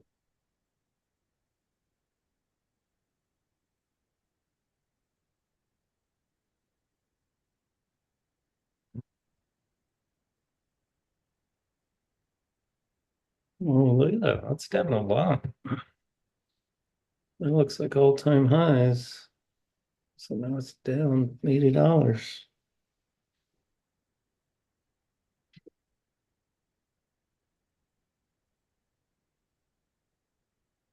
Oil. Oh, look at that XLE. That's ugly retracement. I mean, it looked good. It's a look. I'll say it one more time. Bottoming patterns are treacherous, But I but don't call that bottoming pattern. That said G is. oh, I thought you were talking about XLE. I am. This is bottoming pattern, declining 50. But XLE with all these flat MAs, I I, don't call it, higher high. That's all. I guess I said G is more of a bottoming pattern. I think flat MAs suggest a bottoming pattern because if they were going down and now they're flat, it's bottoming. Well, fine, but I'm just comparing them to our bottom fishing trades, like said G. They're different types of bottoming patterns. Yeah, sure, of This course. one's just for a bounce, is all. Whereas, look at this 200 up here down. So this is just for a bounce. Whereas XLE, could have been the start of a bigger move. Correct. It's call it whatever you want. It's trying to transition and call it bottoming, call it transitioning. They tend to be treacherous because they were going down for a while. And so people want to get their money back. But, the intermarket analysis part with XLE is the disconnect that it often has, with crude oil. And crude oil was getting weaker and weaker. And, it didn't go up when it was stronger. And now it got weaker and it was holding up. And, you know, kind of makes you think, should it just stay the way?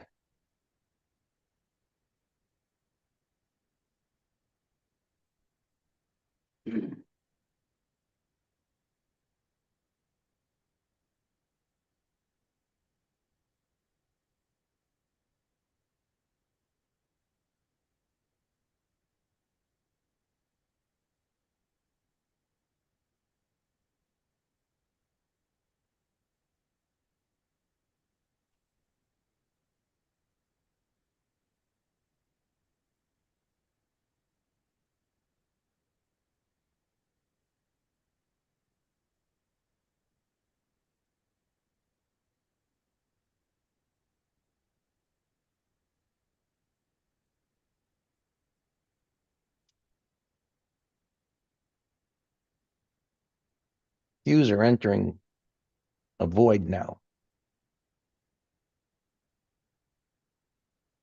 I mean, it could, who the hell knows where it's going to stop, meaning, because of the gap, but just violated that support. And it's under yesterday's low. We're right there. Totally. I mean, it tried to hold just above, not 468. Now it's like, where's it going to stop? I might have to draw some fib lines or trader pivot lines or an anchor or a VWAP or something. I like Chichumi.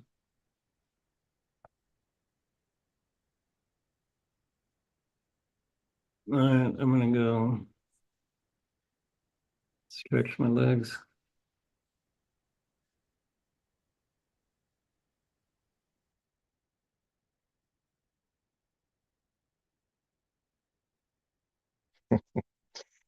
That means everyone's going to be lost. Well, look, breaking here. I'm looking at the 5 minute of the Qs and SPX.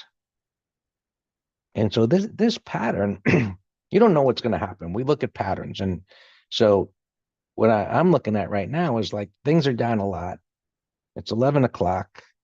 It consolidated for, you know, 2 bars after the wide range bar and it breaks down. And that certainly attracts a and provides a bearish bias, right? Because it failed to hold. But I've seen many times this break and then it turns out to be a breakdown failure. So I never short that.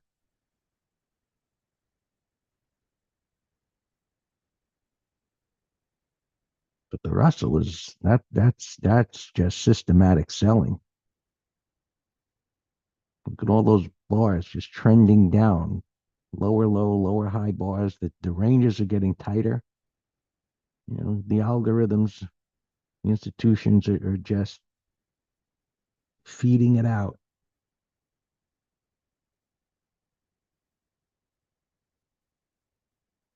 And what is that equal to? I think you said the 20 on the can't be the 20. I think the spiders are down below already. 5 day, a 5 MA. You creating a nice spaghetti screen there, Sammer.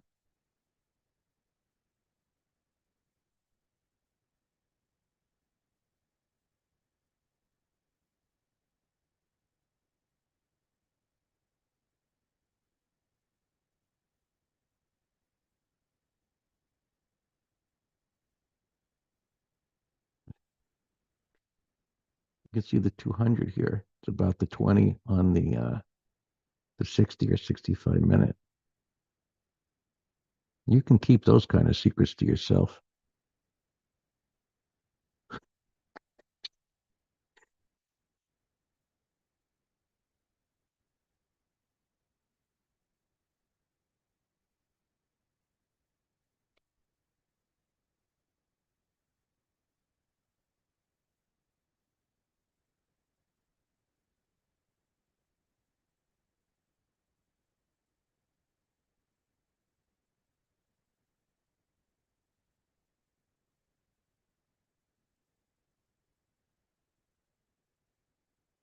I think have to start turning off the news and not watching some of these things. Iran threatens a direct attack on Israel.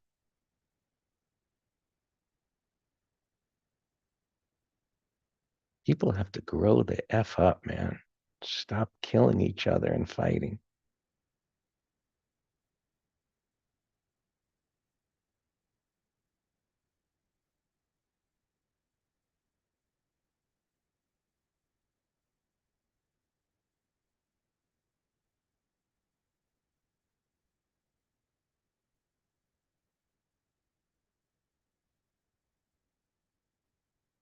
And then what?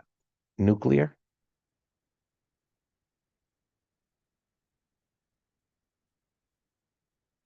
One of my neighbors flew to Israel yesterday.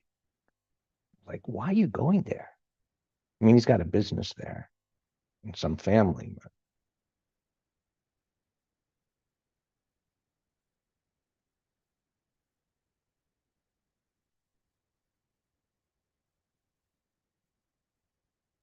yeah, yeah.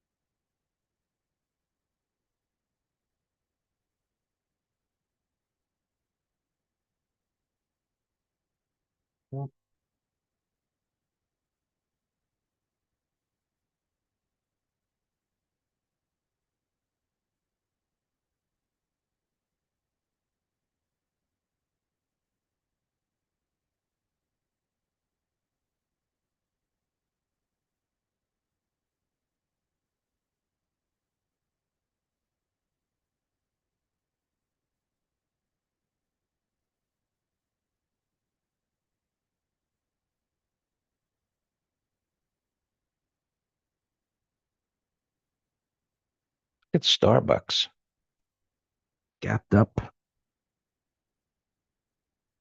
the other day. That was a bullish gap. It's right back down again. I think that's another bad sign for the economy.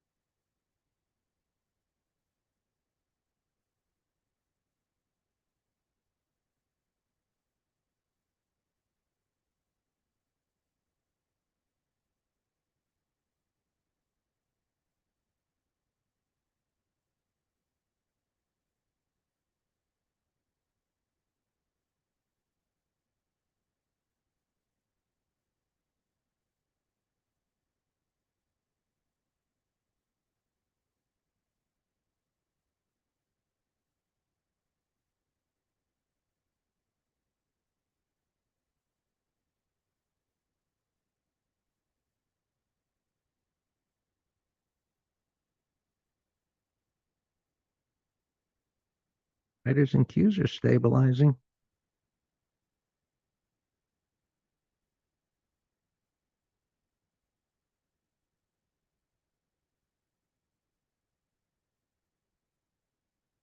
There's a sell setup.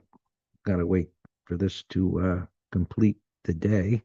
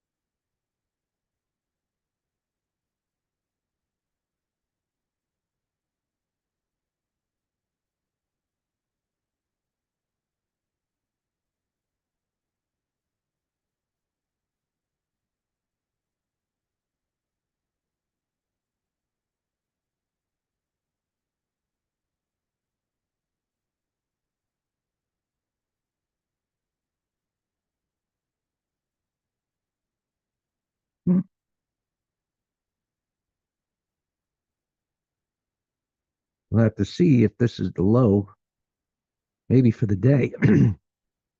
Pointing out that wide range bar breakdown that is beginning to fail. We'll see if it can, how far it retraces into that bar, but make a mental note or print out the chart. It's a good part of your thinking has to control your enthusiasm after a decline like that, and then it breaks the lows.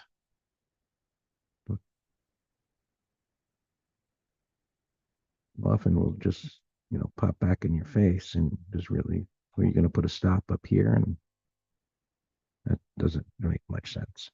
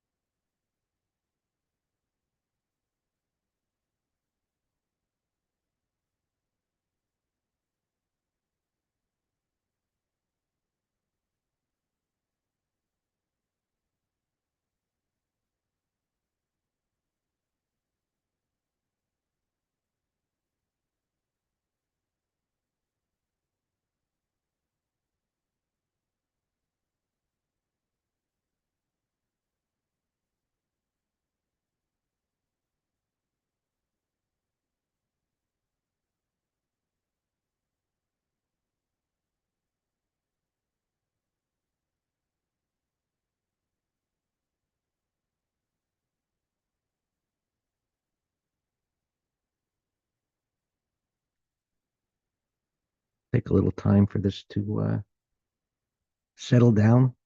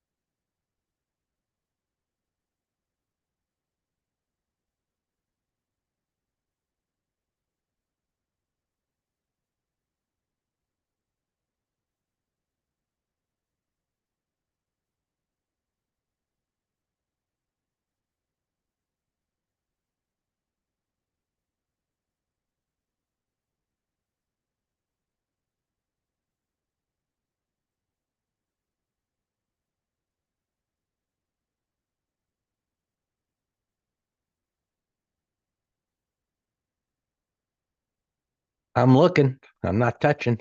I'm thinking the same to see if you get a reversal on the retest that we can do a short-term trade. I mean, it's setting up that way, just the way it often does. Just like this break and the wide, and then it stabilizes. Sometimes it goes right up. Sometimes you get retests.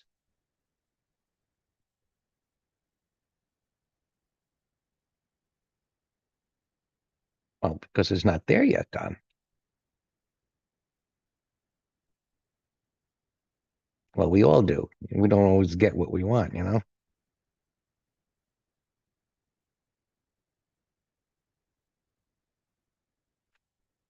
Retest, rounding bottoms, head and shoulders, downside shakeouts, and any of those variations present a higher probability turn.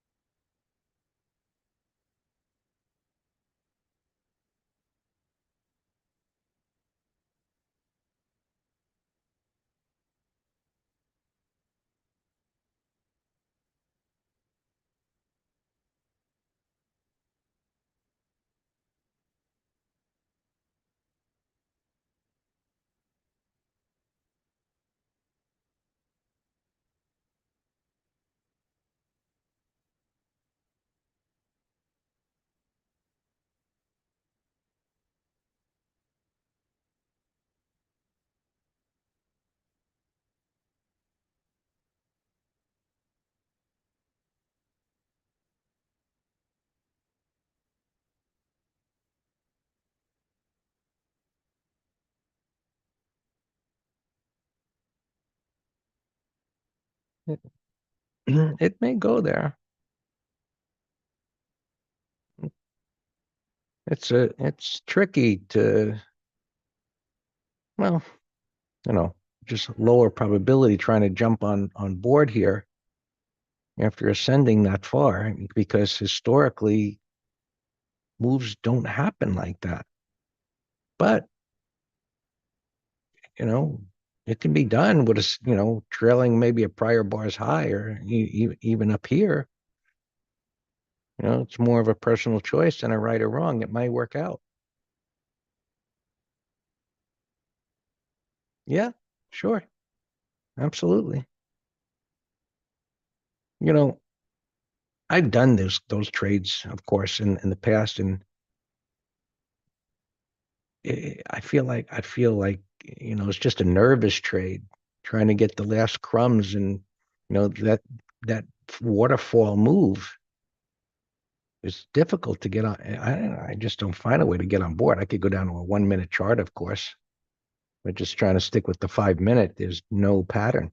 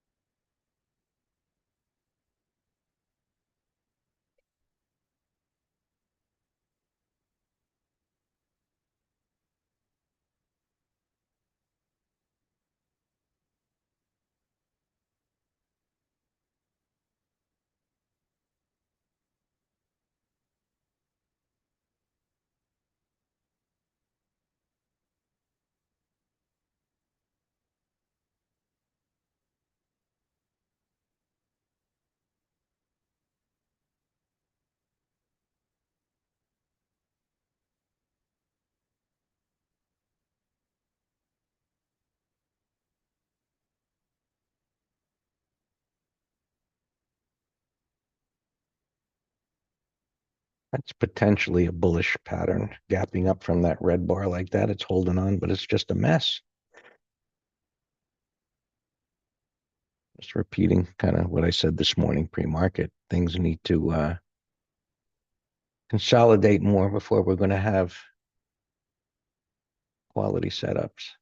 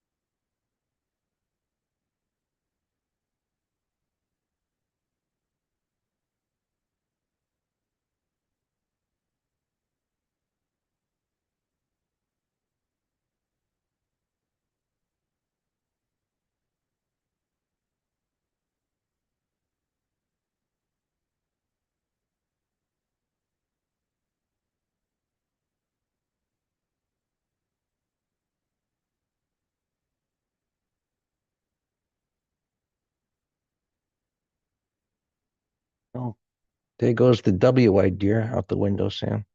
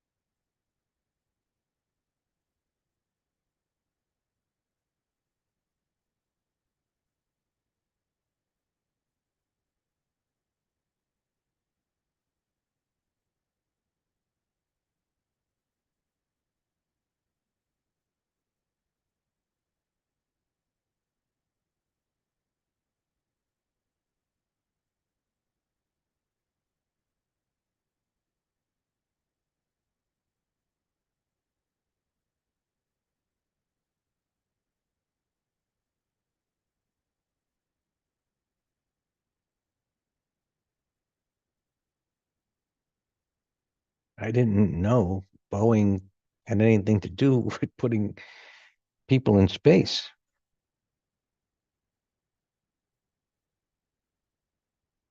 What a nasty turn.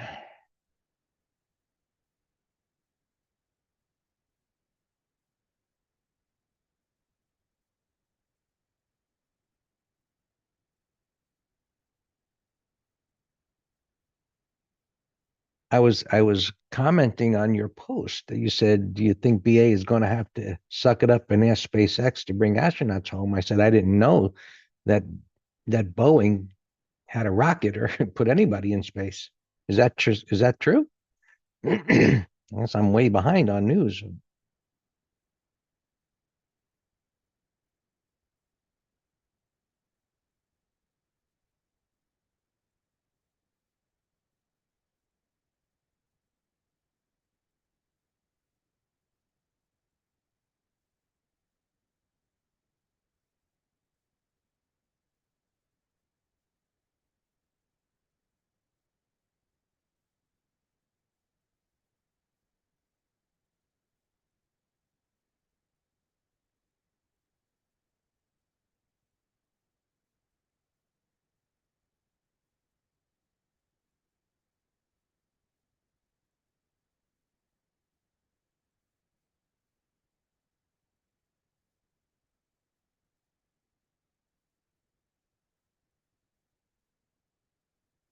Wow.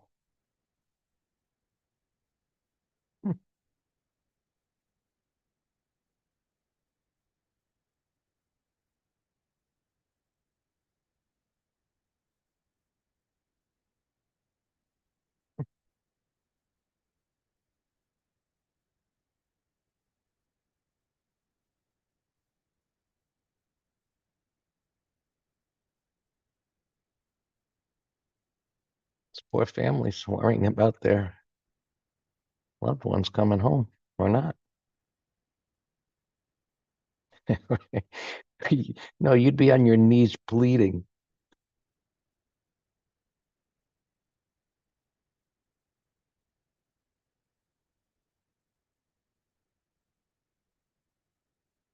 Well, I would.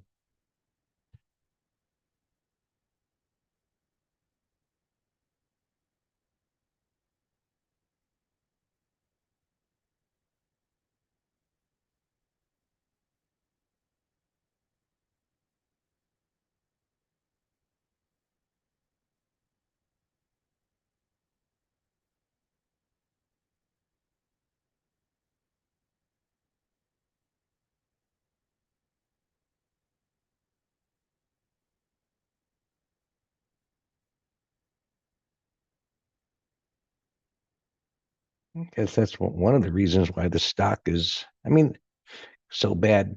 They can't even make the freaking planes work without crashing. They're going into space.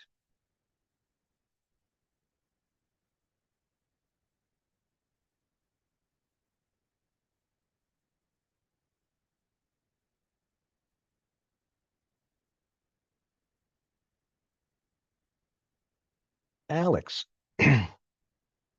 you were going to send me some information about making beef jerky in a air fryer.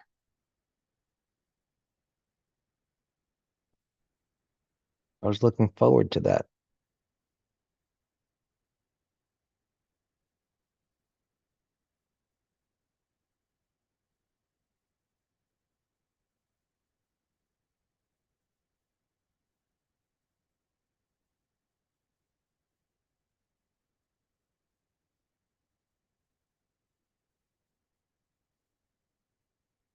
Wow.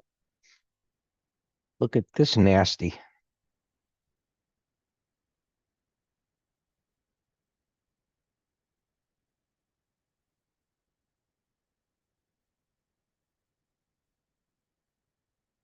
Lean, cheap meat. Okay. I imagine it's got to be like a strip steak or something like that.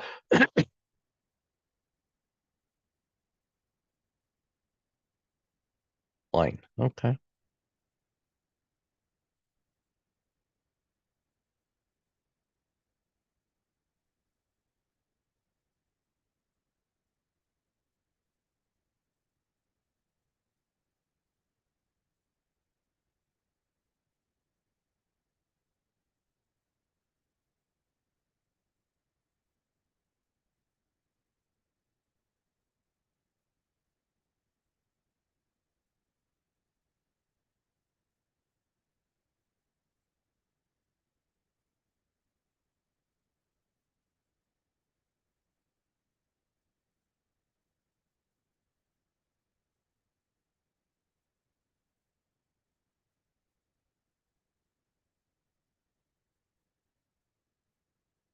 Okay.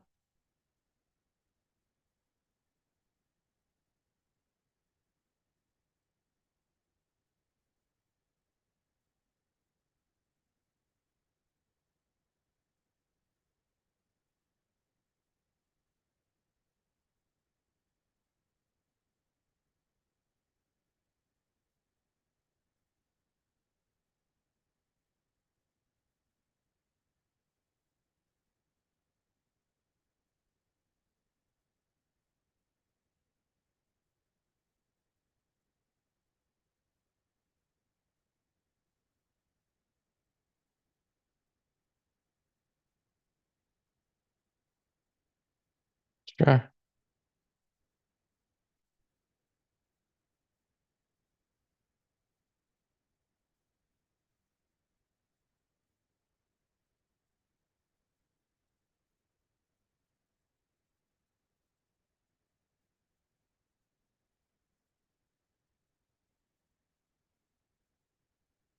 Wow. Air fry it for 2.5 hours. Okay.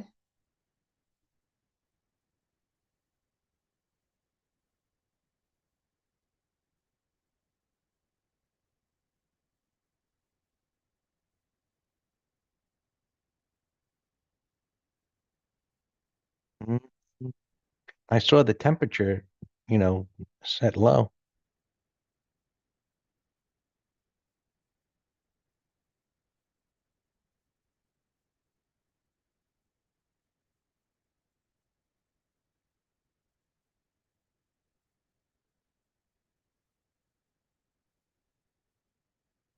Hmm. We often use the air fryer for, they come frozen, sweet potato fries. You throw them in there and they cook at like 400 degrees for 20 minutes.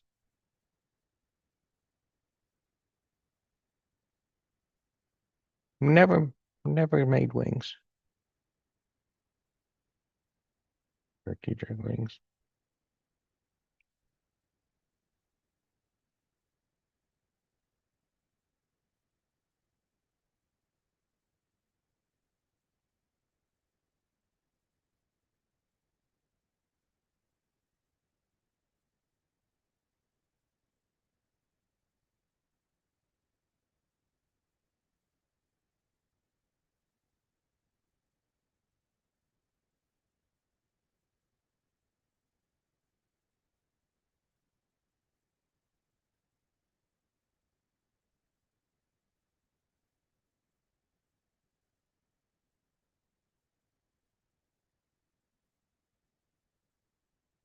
I thought when you were talking about this, you said that you can make it without sugar. I think you said without sugar. I don't know. Maybe you meant salt. I see it says to use brown sugar.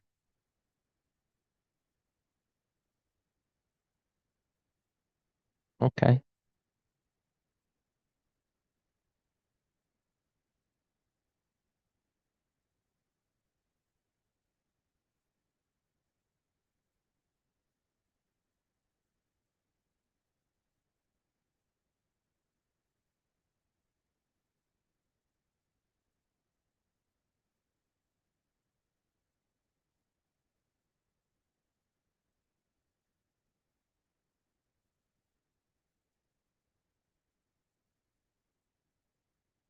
Hmm.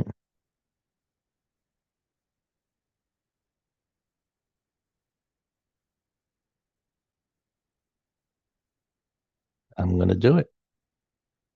It's a good thing to snack on, protein, healthy.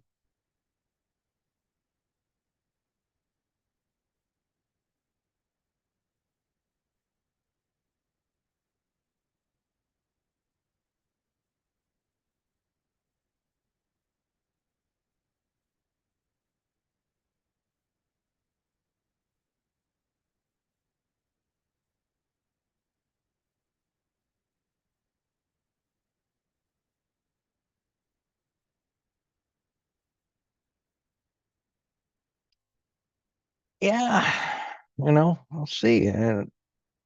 I was mentioning before with something else is, it looks similar. Could this be, maybe the makings of a Head and Shoulders bottom? Yeah, yeah, yeah, exactly. We have to be patient.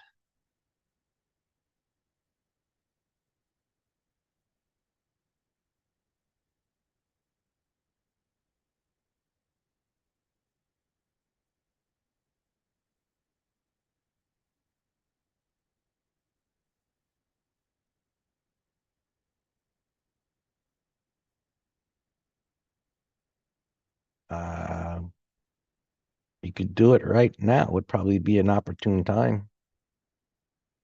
I never look at spiders because there's rarely premium, but there might be today based on this decline.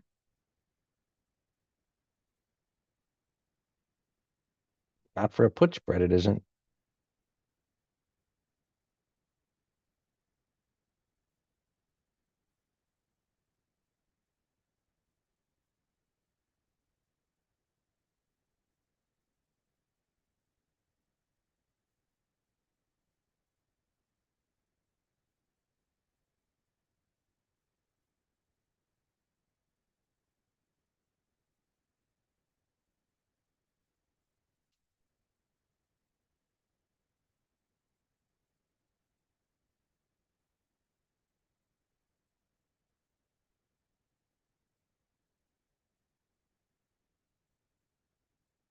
43.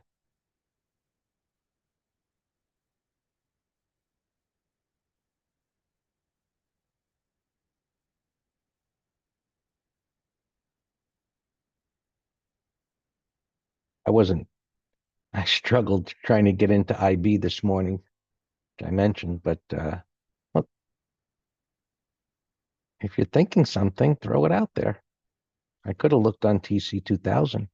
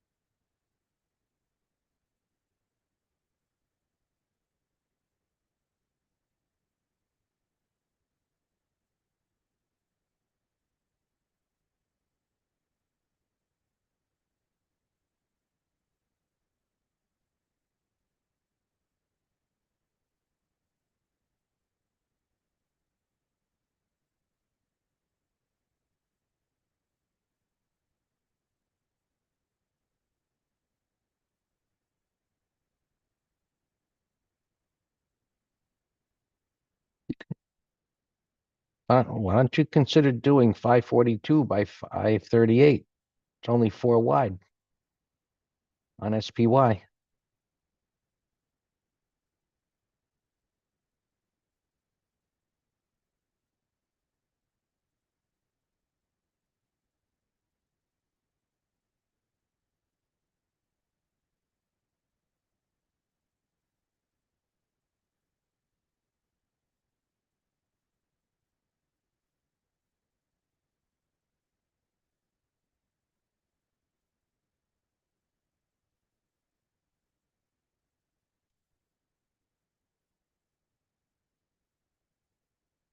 Look at 42,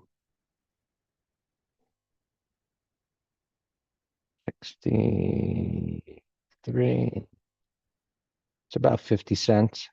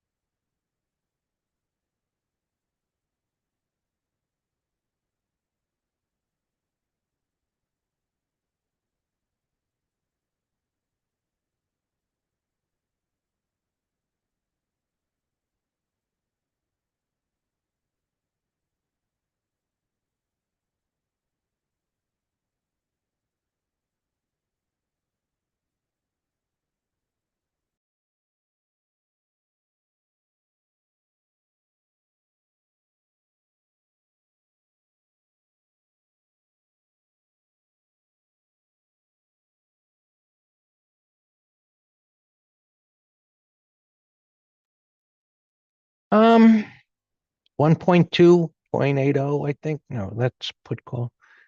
I think Trin was about the same numbers. I haven't used it in so long.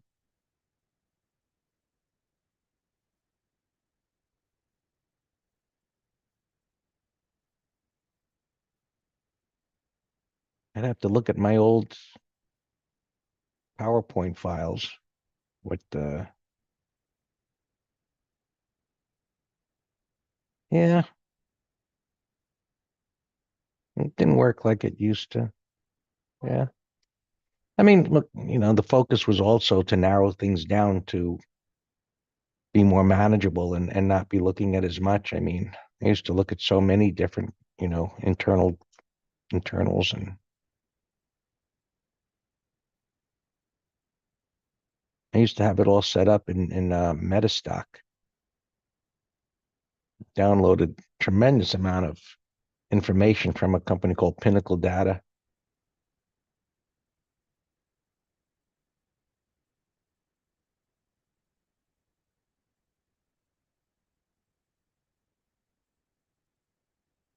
Yep. Metastock was one of the first, I think the first, it was a DOS-based program. I think it was the first real charting program I had. The first one I ever had was called Dow Jones Analyzer Plus.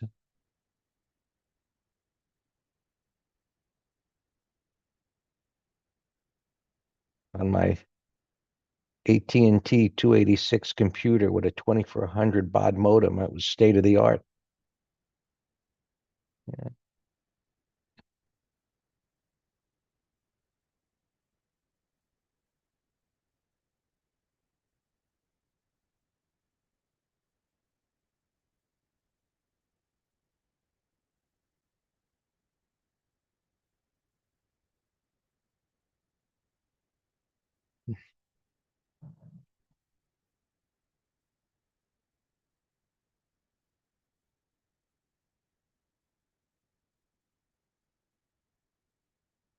Yeah.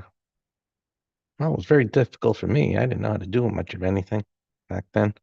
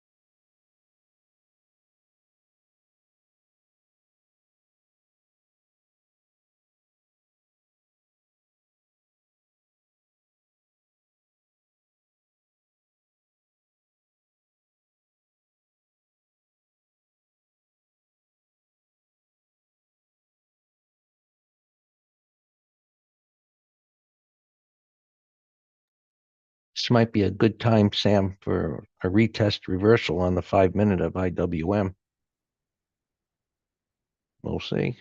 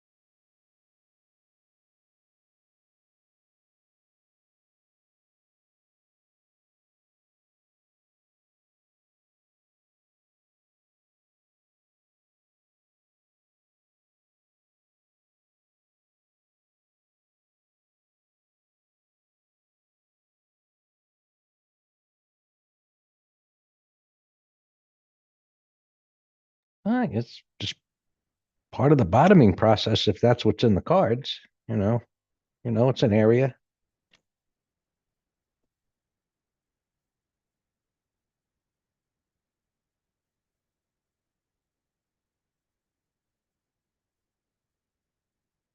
Starting to form a tail on the 65 or the 60. Deep retracement on the 5. We'll see what it does here now. There's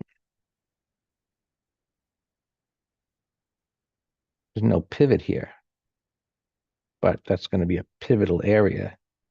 It's only got 2 lower bars on the left side.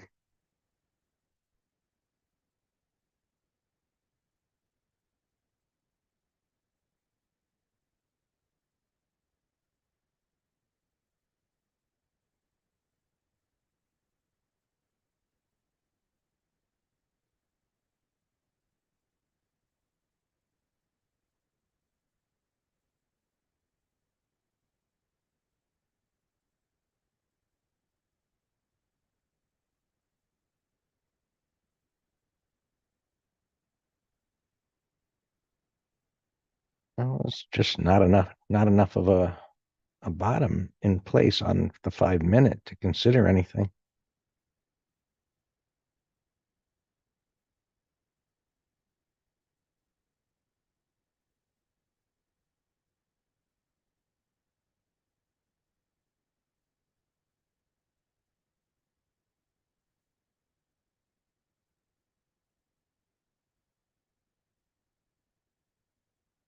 Yeah, sure. Maybe it gets back to the high of the day. I like it.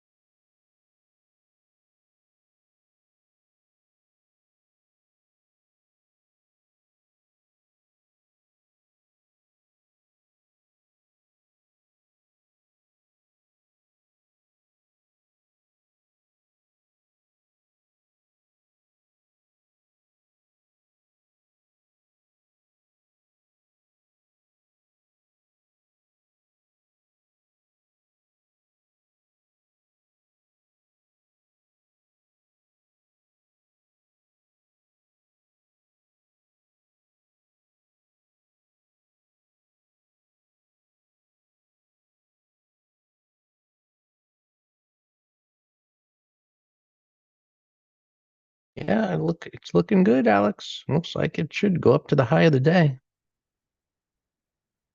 It's a beautiful 5 minute chart. Wide range bar out of the base, the pivots.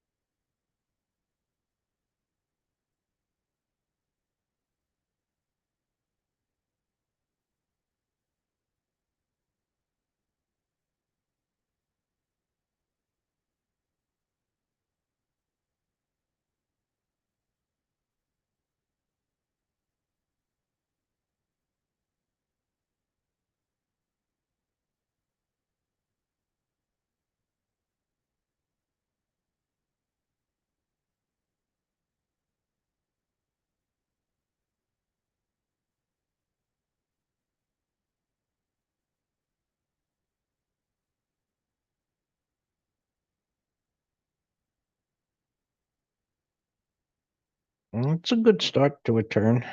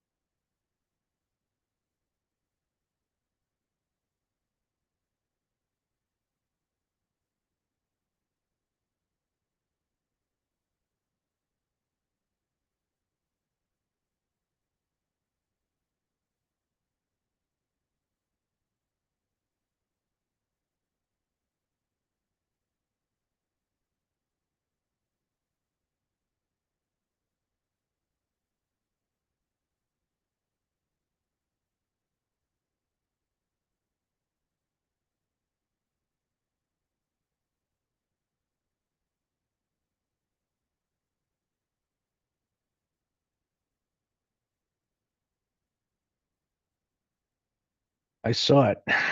It's the one up on the day.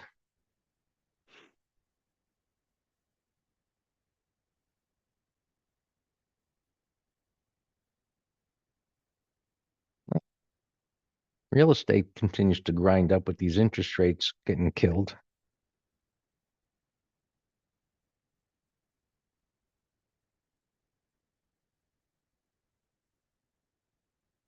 It's great.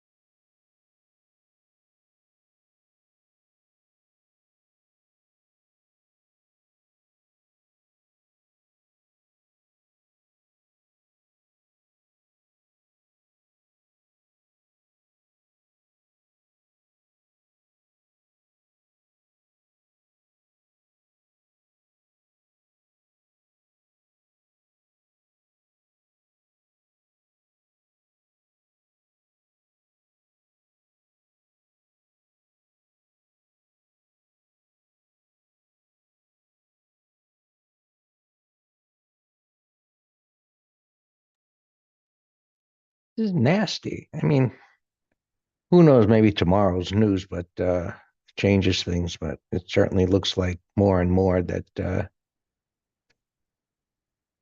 people are starting to think the economy. They say that be careful what you wish for, and so all these hopes of Fed cuts and the slowdown, and now it's all feeding on itself.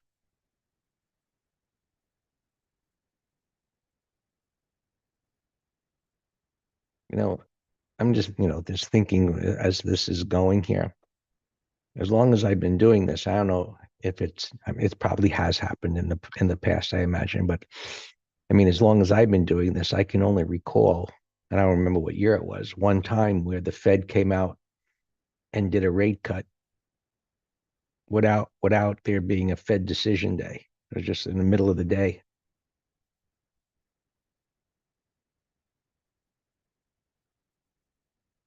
It was 2008. Was it? Maybe. I just remember looking at my screen and I was short, whatever it was, and things started to move up, and I got out, and then the news came. Luckily, the stop was hit before, because then things ripped higher.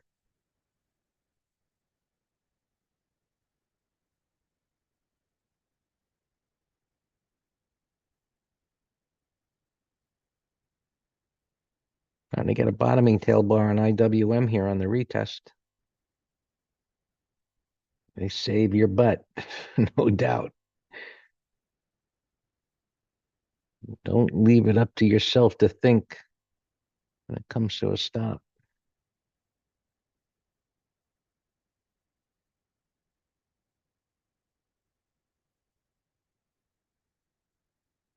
Yeah, I don't know.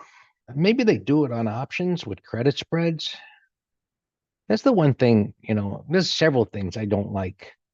No, okay. So, value becomes, you know, more valuable, I suppose. Options are cumbersome, you know, contingent orders, finding a pattern, finding if there's premium.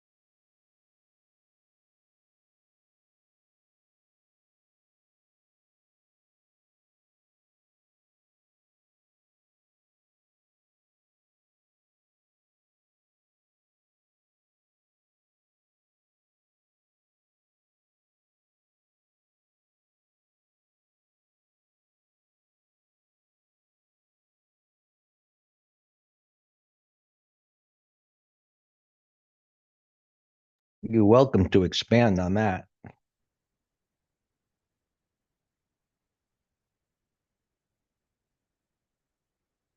Time frame. I assume maybe the 65-minute fill in the gap here. That's going to build a base. I mean, the bullish part terribly fell apart.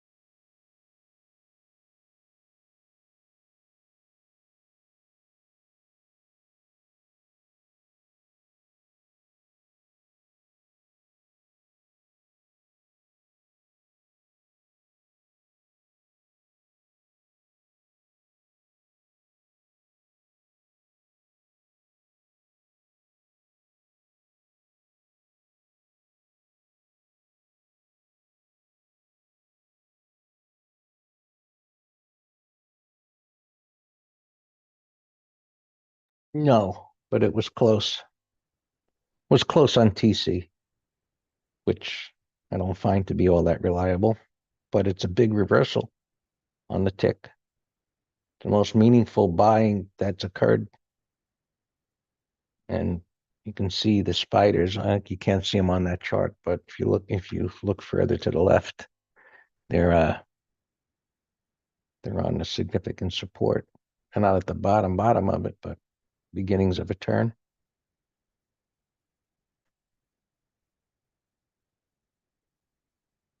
Q's in a gap fill.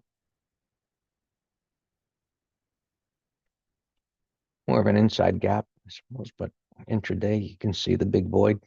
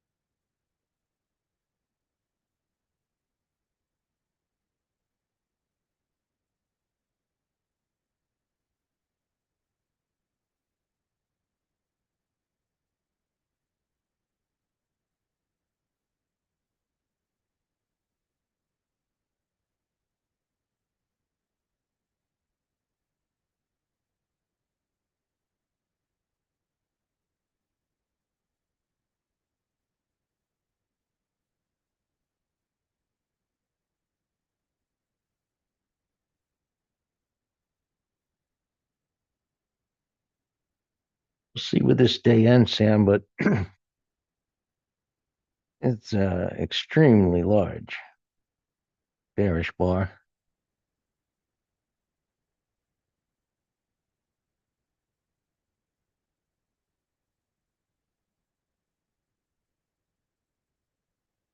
It probably is. I'm just eyeballing. April 15th was a big nasty bar.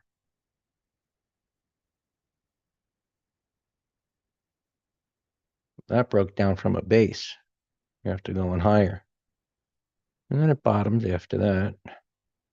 but that's the only one as close to as big. Yeah, as I know it was close.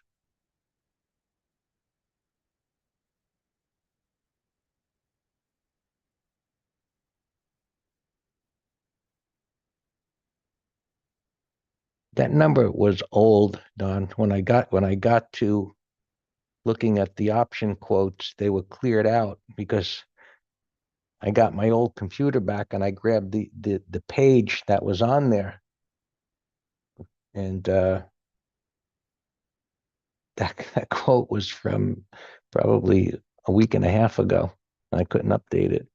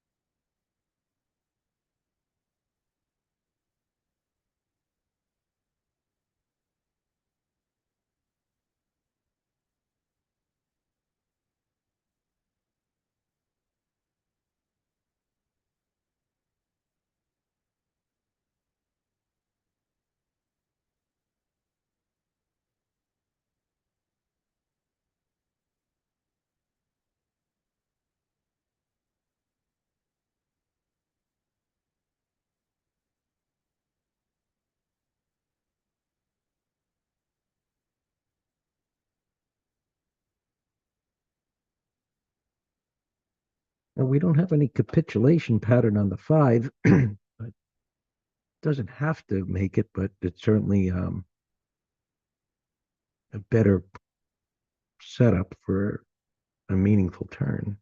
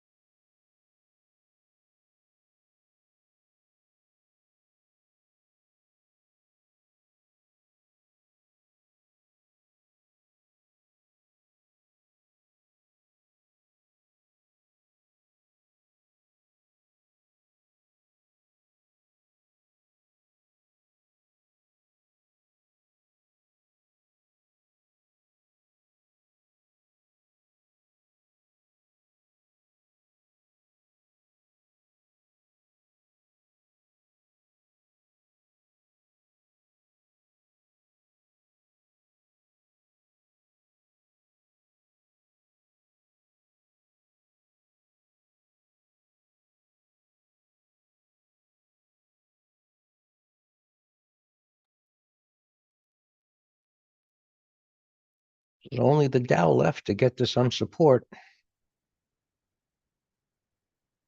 Well, the others are they're slowly grinding now.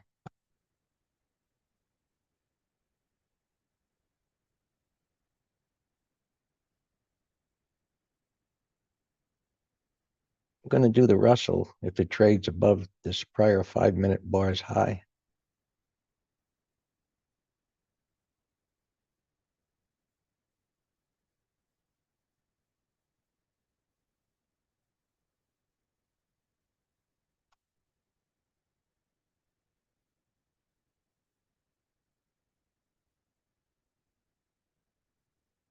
I mean, it's on support. I mean, it's been holding here. The Russell's been holding here in this area generally since 12 o'clock.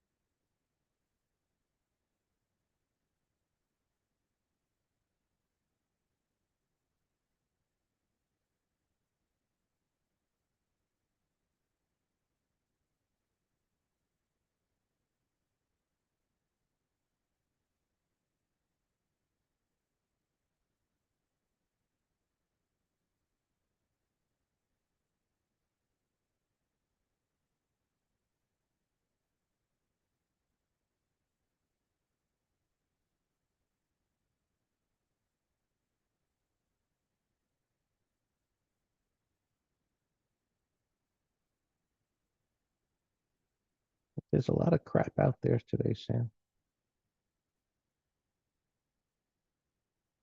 Crap, little crap, big crap. It's freaking schizo.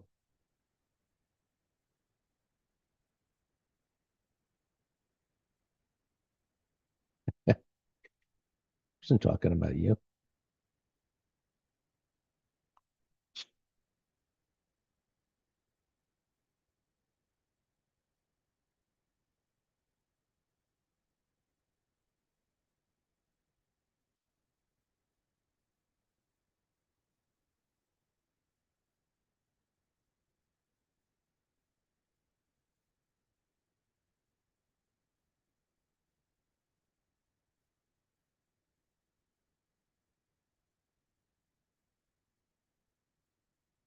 If you have something that hasn't hit your stop, it must be showing relative strength. Or you're short. Okay.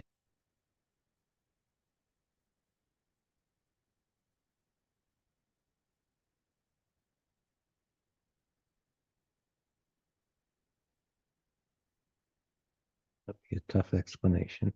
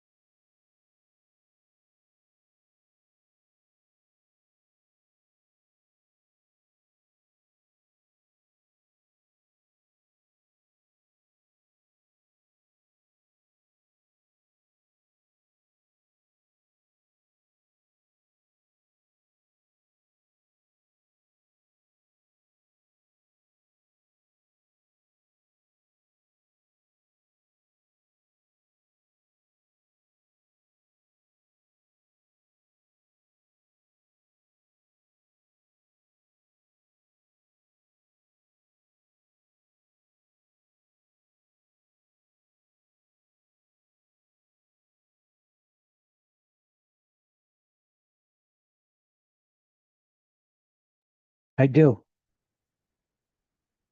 Most of the time I do. Yeah.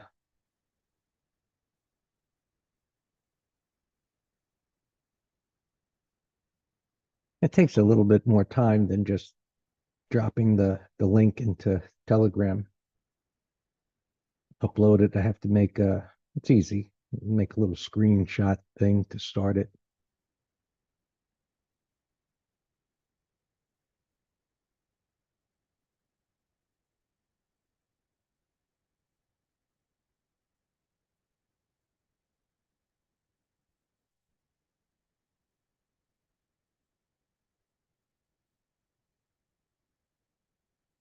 What do you mean to watch it? Yeah, so if you do something like that on YouTube, they take a cut of everything. You have to set up something like that, and they take a cut of everything you do. Which I mean, if they brought a ton of subscribers, but it's interesting. There's like, I don't know, we have like 23,000 subscribers on YouTube, but we put something out there, and maybe 1 or 200 people will watch it.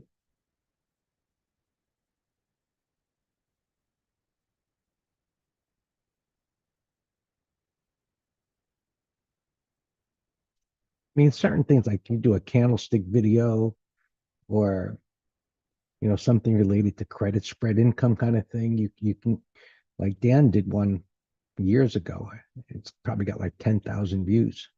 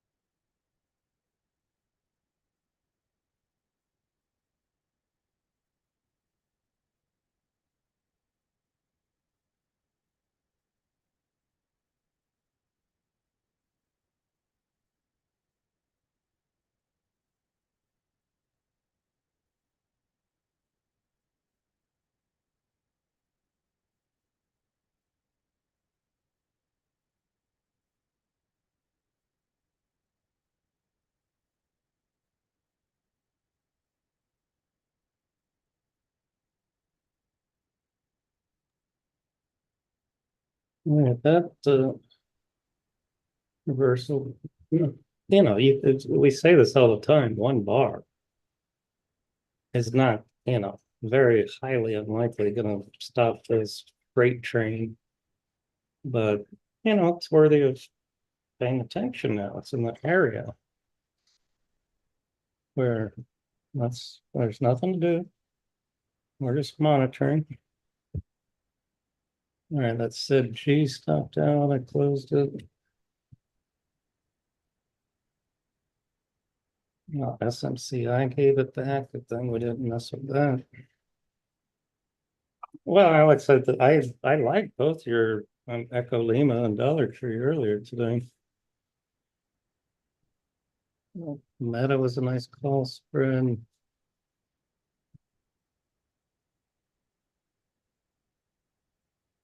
It's,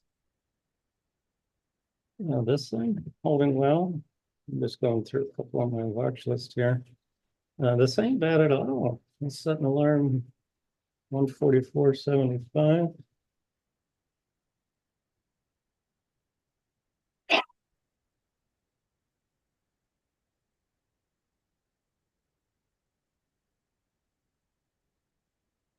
Or ADI. Ooh, ADI, Alex. Alex. Is your name Alex or what?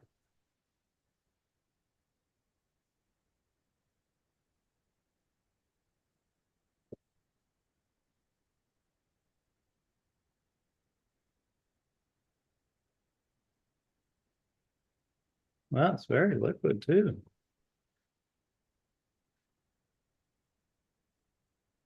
Your pet rock at 18.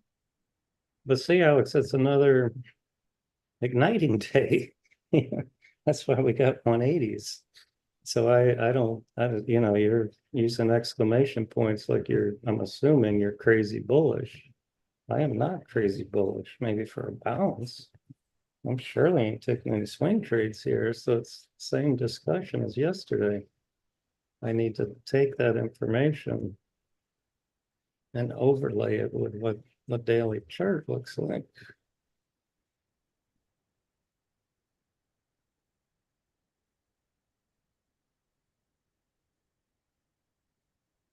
I well, I understand, but it's the rubber band. The rubber band is on the 15-minute chart. The rubber band, the daily is not a rubber band. It's a 180 reversal.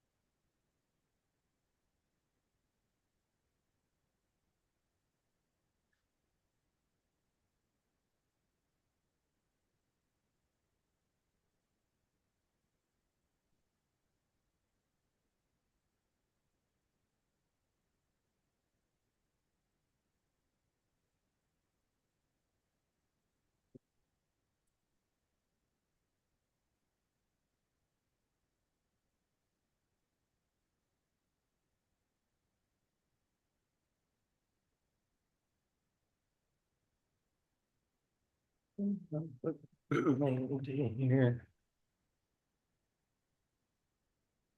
That's 5-minute chart. That's right. Right, SPX. You're buying.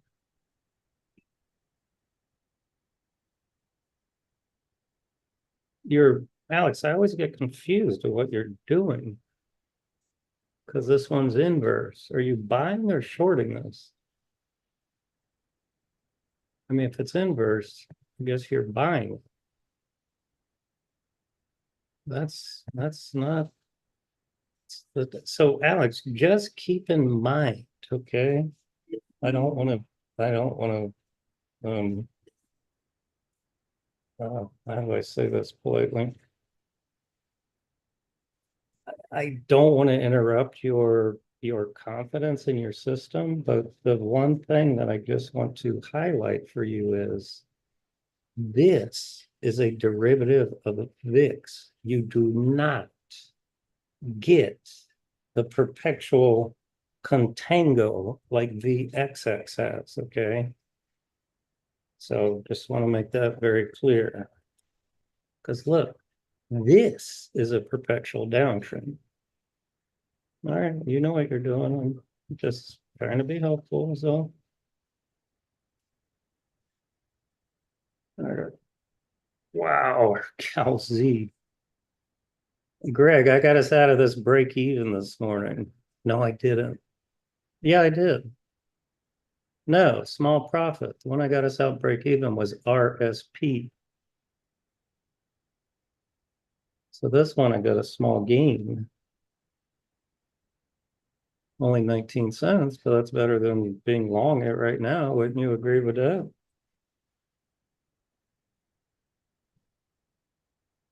I closed RSP break even today.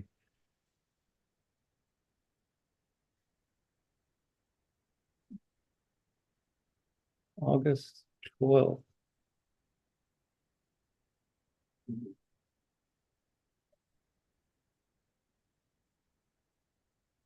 Sure.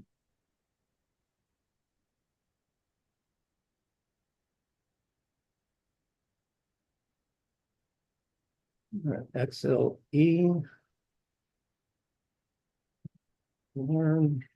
So that hit the crapper. So that's gone.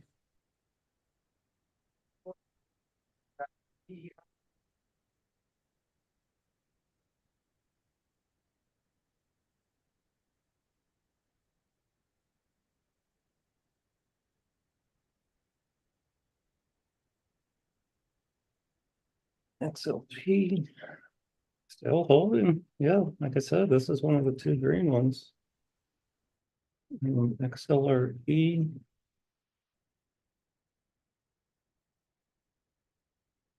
That's most stuff. Break even. I know it's not what we teach, but I ain't turning it into a loser.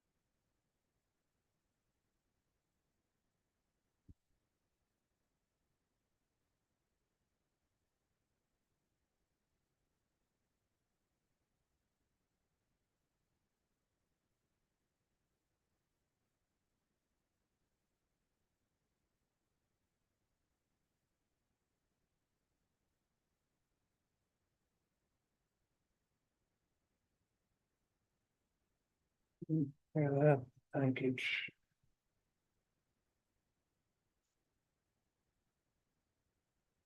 Wow, we are 4 cents away from the stock. That's going to take a miracle not to hit.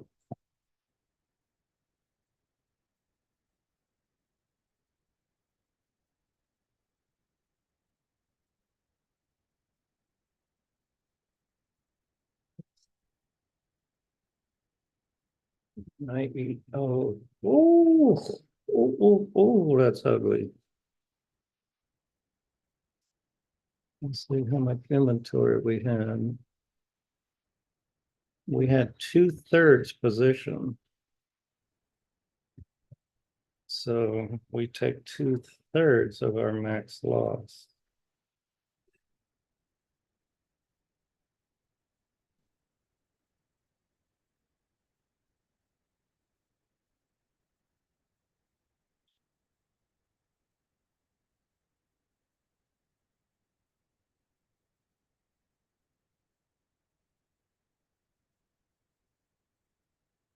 So, two.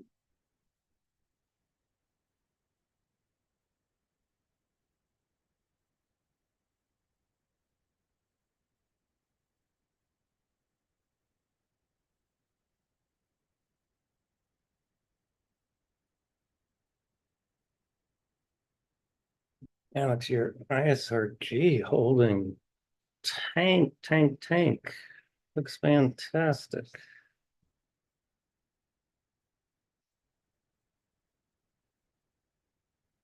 It was too spready to do a foot spread.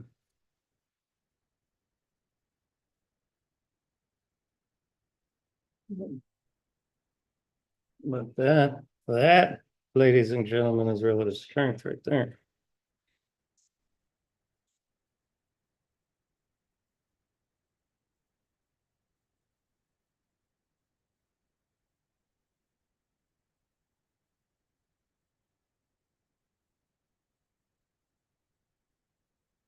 All right, Sammy boy, what do you got for earnings?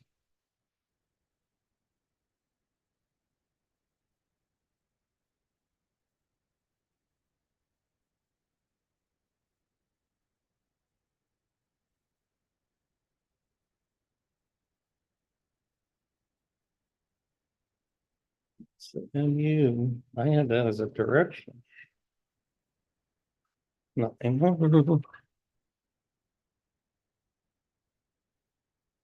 SMHs obviously are gone.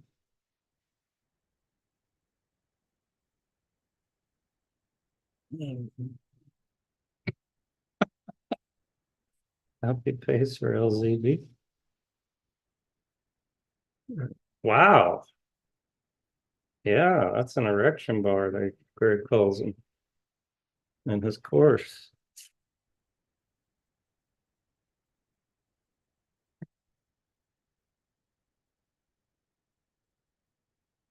All right, I will email these.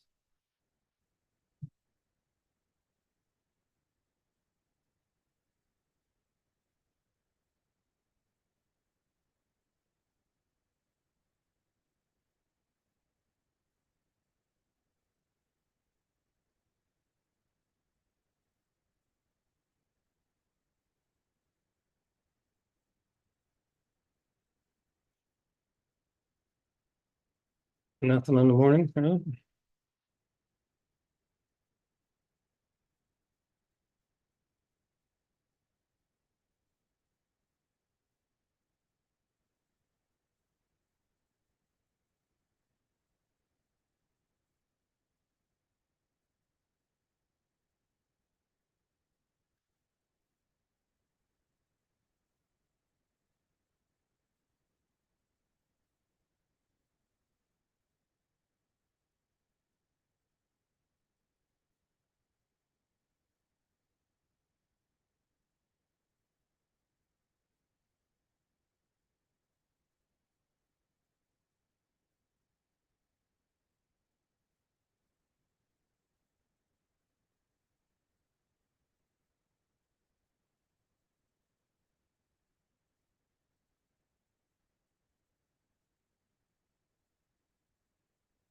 Let me type these out first.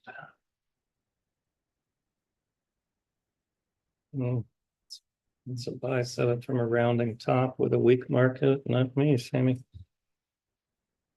It's up a lot, but strong as a void, and it looks like people are going to some safety stocks, but I am in my Sam, what pattern is this to you? RYN, I'm just curious. Maybe Alex, your mentor, can explain it to me. Alex, can you speak for your buddy?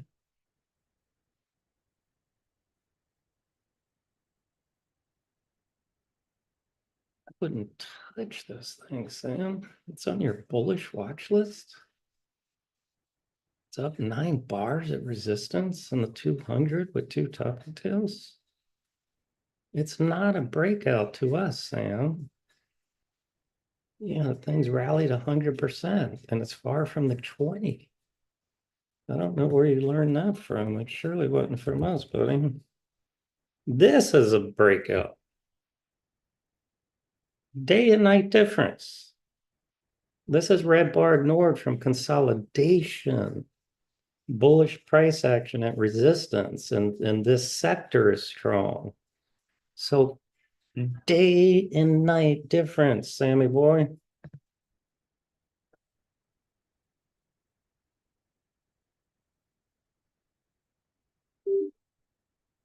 Oh, this actually looks good right now. I'm just gun shy on longs, but this isn't a sector that is seeing money into it for safety. XLV, XLY, XLP. These are strong sectors.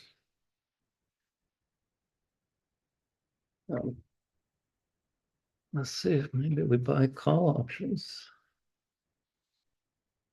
One's for next week.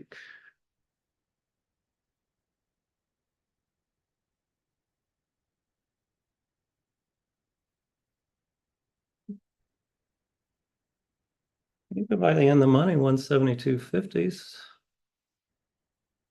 Midpoint 345, that ain't bad.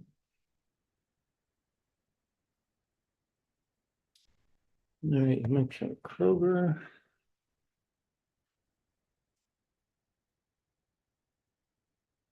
Actually, hold on. Let me go. Yeah, Kroger looks good. Yeah, let's set an alarm 55.25.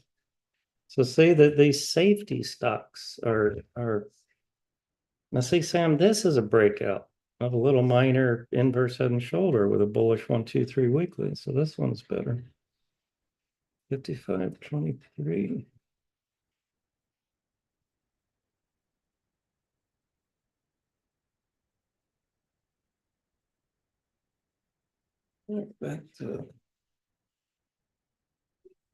Back to Pepsi. 172.50 be a tad tight for a put spread, but these are both good long watches.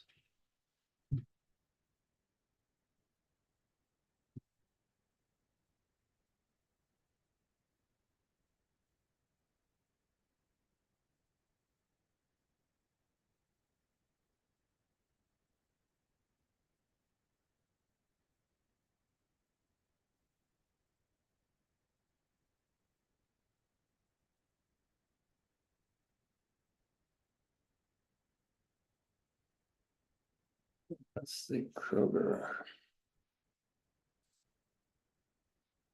Let me check 54s on this.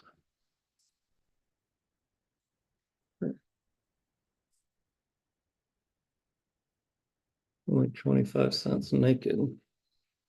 What would you call Ryan? Nothing. It's not a pattern we trade. It's not just because something goes over a number, Sam, doesn't make it a pattern. It's nothing to us on the daily. It's nothing. I mean, we don't buy 10 up bars at resistance far from the 20. That's not a bullish pattern. And I mean, don't interpret me ever of snapping at you because I'm trying to, always help you. But that's not a breakout. I mean, some people might call it a breakout, but we sure as hell don't. Breakouts to us are from consolidation, not far from the 20 with a price void. Period. Done. Story over, little Johnny. 9 pages of earnings again.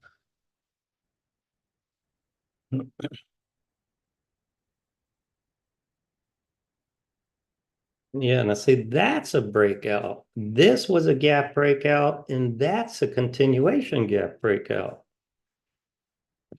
Not saying I would have bought it because, at the time I would have said the gap's excessive because I know myself. But this one, maybe 30-minute high. Look at all these beautiful moving averages. That's an igniting gap right there.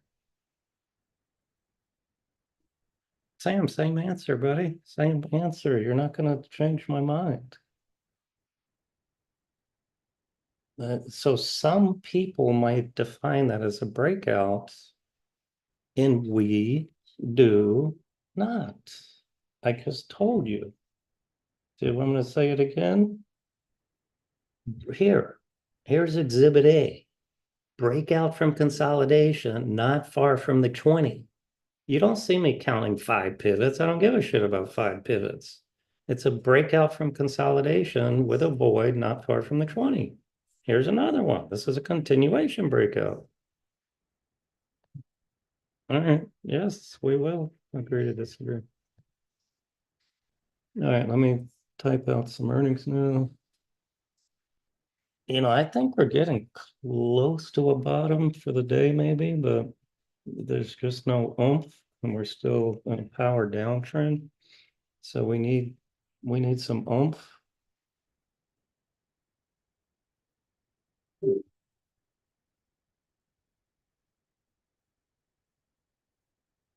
Let me start typing these out. Intel, Amazon, Apple, those are some big boys.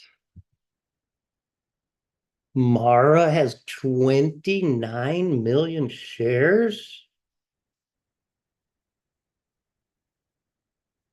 That is shocking to me. Wow. I had no idea there was that much interest in this piece of garbage.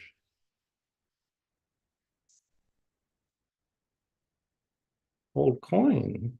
I bet he has some. I bet he has some premium.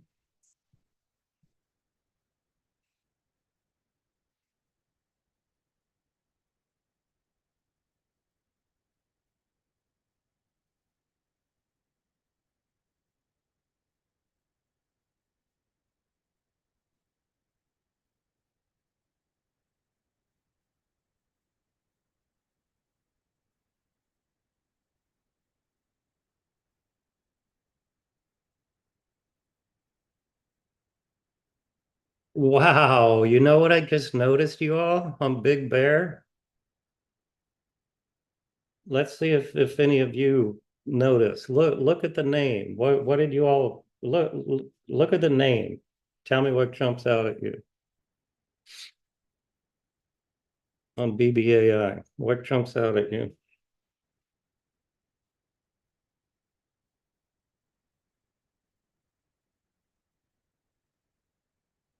Exactly. They added AI to their company name. That is funny as heck, Patrick. That's what they did in the internet days. That is funny. They changed their company name. I mean, many times I see them changing the company description in Yahoo Finance, but rarely do I see them put it right in their title. That actually is good marketing.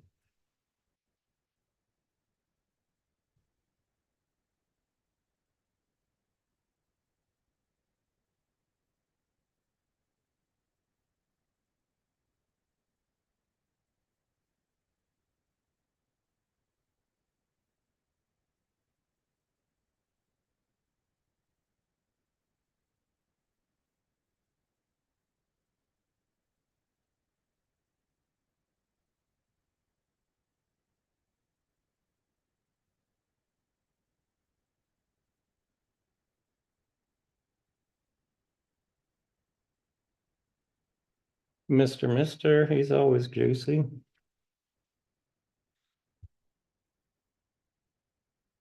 GoDaddy's juicy, I know for sure. Hey, Sam, what do you think of GoDaddy call spread? Did you look?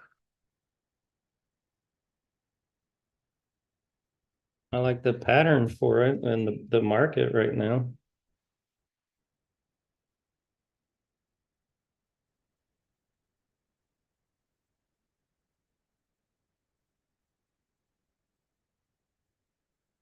You posted twice? I didn't, oh, did you know what?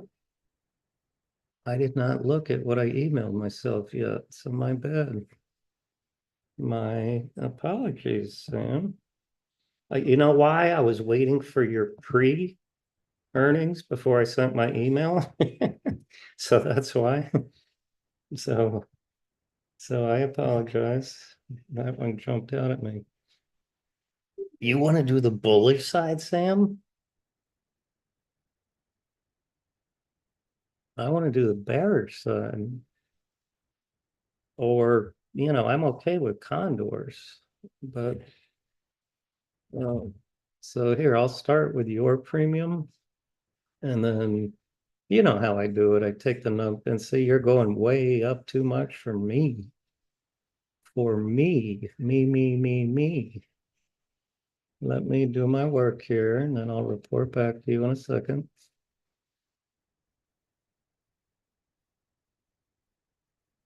All right, so $3 wine, 123.70.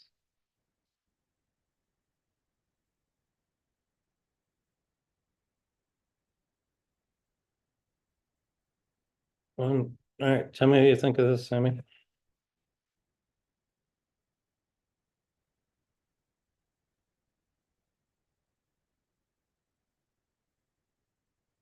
Here, Greg, you too. Because, when I bitch in the morning, at least I want your moral support.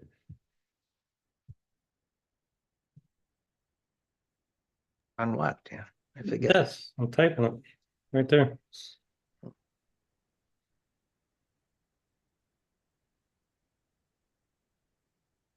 Earnings con. Now it's 65. I'll do a one load at 65. No fill. 20. That's crazy far away. Huh? I know. That's all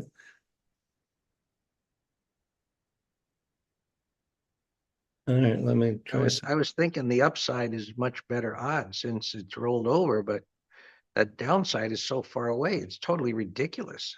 Right. But I mean, we say that now, and we're odds players, so I get it. I mean, that would be an incredible destructive to the stock trend in multiple time frames. But that, I mean, percentage wise, how far away is that?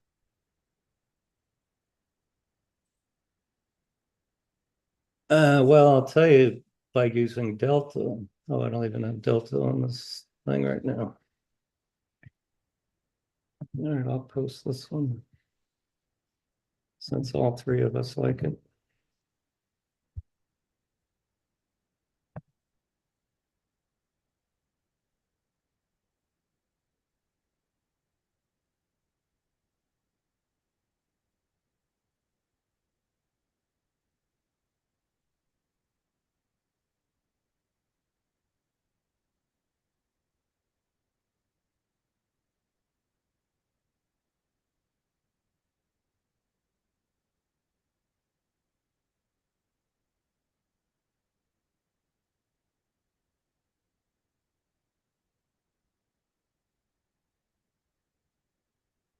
There you have it. Then let me make it pretty.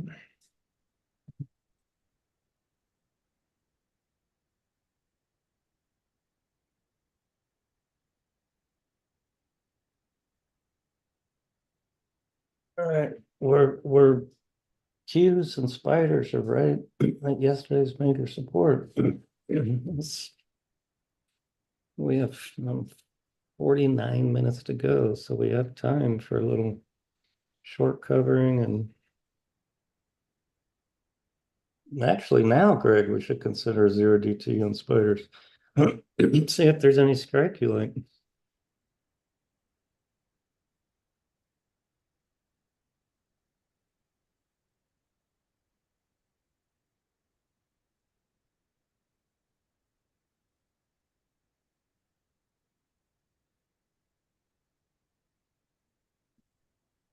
There's not enough premium. Mm. Sometimes there are within the last hour, particularly after a day like this.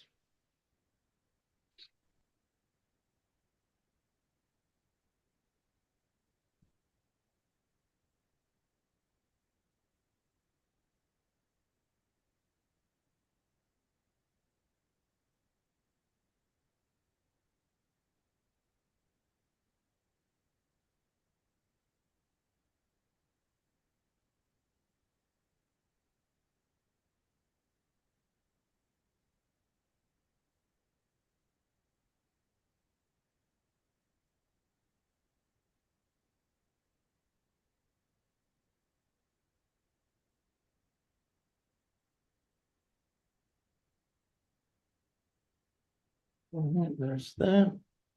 I'm still not filled, but my order is there. It was 65 midpoint, and then I've ratcheted it down to 62, but still no fill.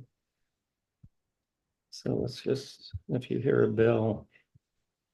Yeah, I'm thinking scalpers. This could be the place. Yep, Q spiders.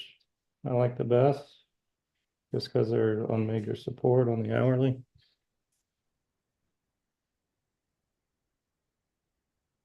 All right, Sam, back to your list before I continue. All right, go Daddy. Team 150, 205, sure. Let me see how much a condor is.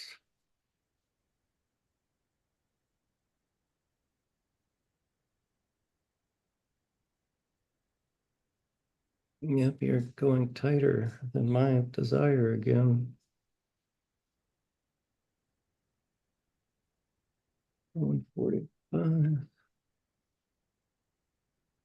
$2 wide.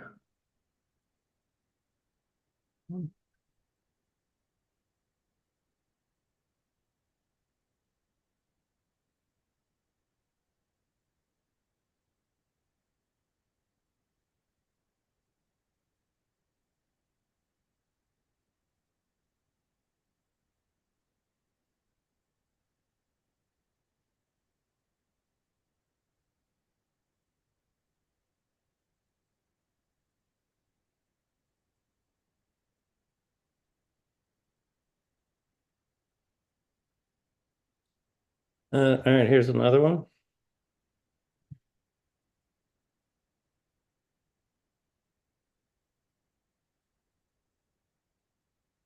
All right, you ready, Sam and Greg? I'm typing it.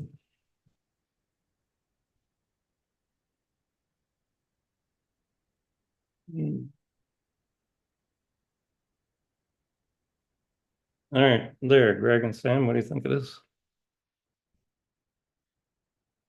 I'll send it one lot for now until I get your feedback.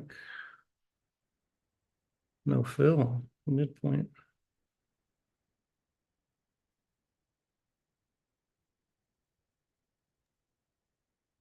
Let me try 54. I think it's good. Bottom is near support and the top is above resistance.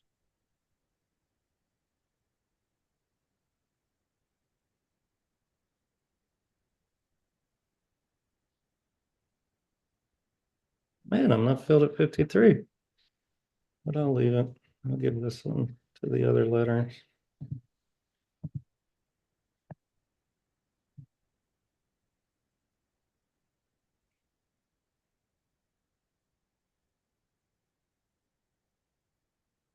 Alex, how far out do you have to go to drop the traps? Oh, close. Very nice. You walk, you don't have to go out in the ocean.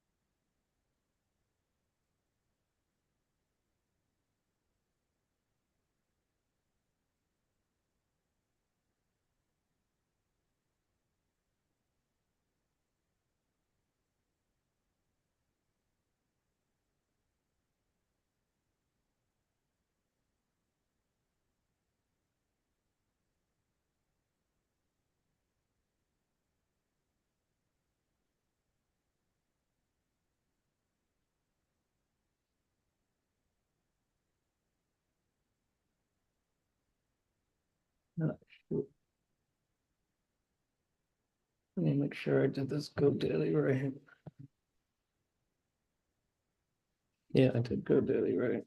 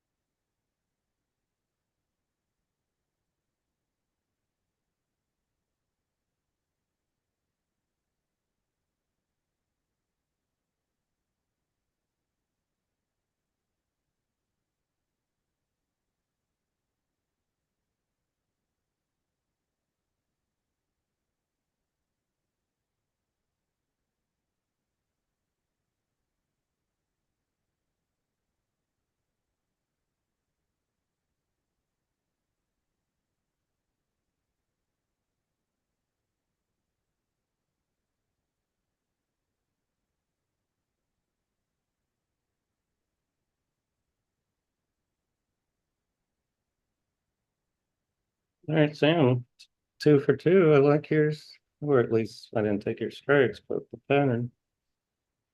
Twilio 53. I don't know. That could be a little tight. I prefer the 67s naked. I mean, spread. Let me look.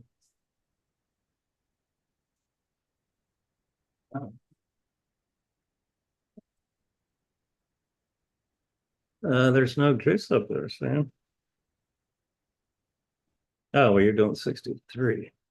Yeah. Wait, what did you say? You said Twilio 67. 67, Sam's only 22 cents. So I'll mess on that one. You know what, Sam? We've done this snap so many times because it's juicy, but I have bad memories on this thing. He is a wild mover on earnings. Let me look anywhere anyway. Tens.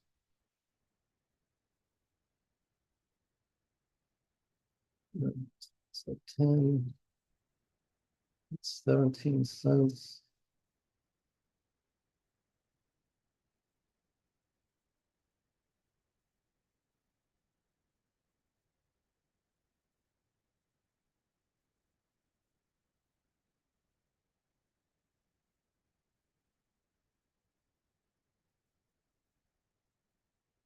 A snap, we can do it.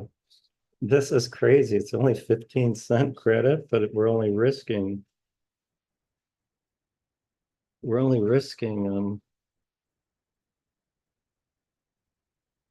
it's the same.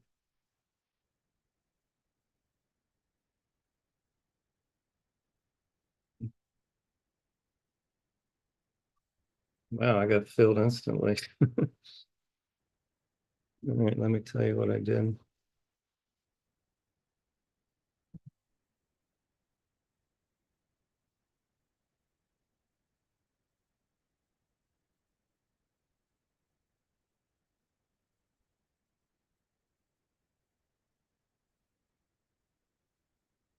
I only did a 50-cent wide. I don't think I've ever done that on earnings in my life.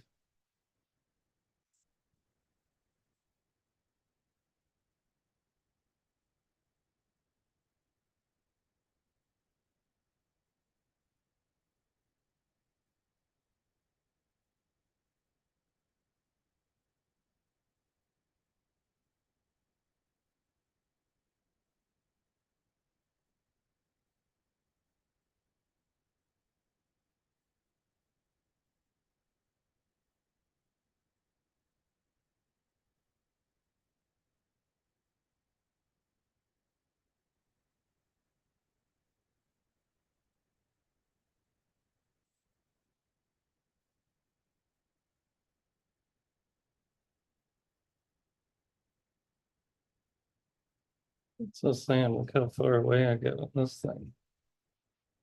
So I'm risking 35 to make 15. So it's another one of these, 2-to-1 odds things.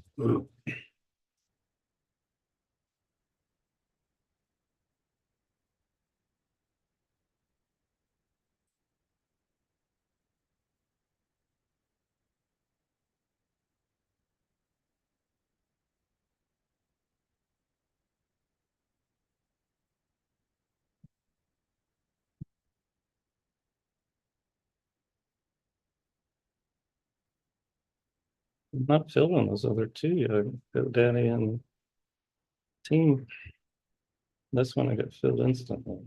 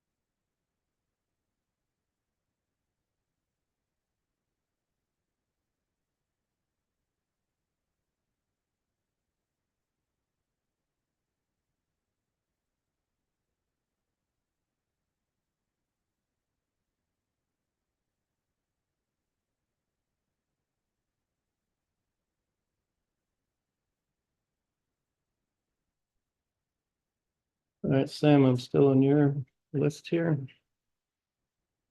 Dash 95, 1.25.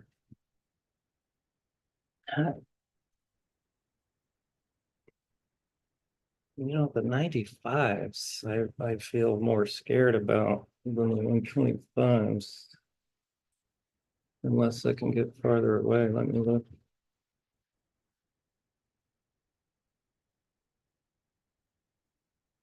The 125s, 52.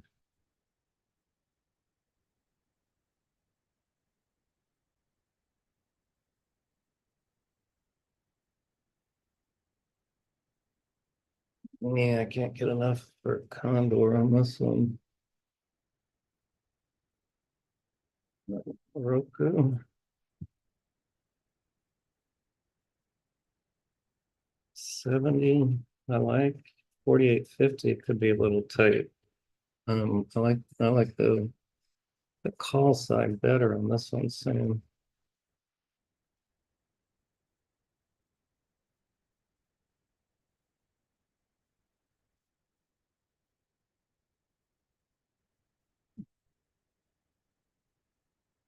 What do you say the 70s? Yeah, but if I want to do a Condor, I can't get a good strike there. But I like it.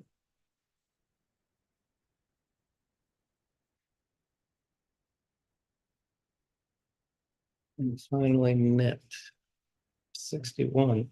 I would do a Condor on this one also, Sam. Why are you picking the bullish side only?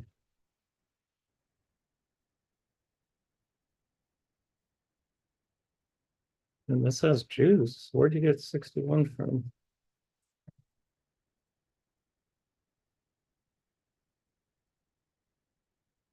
What's Sam, where'd you get 61 from? I mean, I like it, but I'm just curious.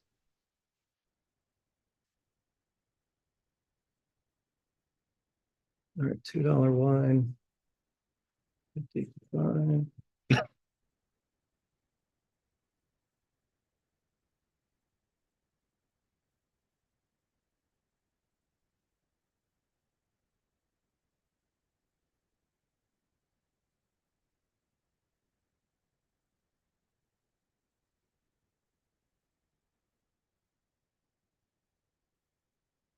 91. All right, so here's an idea on net. 91, 93. and 60.58. It's only 38. So if you want more premium, you got to go tighter. Spider's actually bouncing more here than the Qs, but I prefer a retest or continuation for scalping.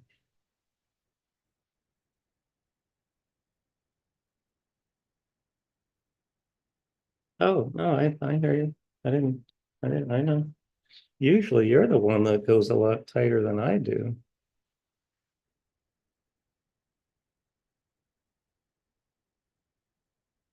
All right, I'll do a two lot of this one, 38 cents. No fill. All right, so I got all years looked at.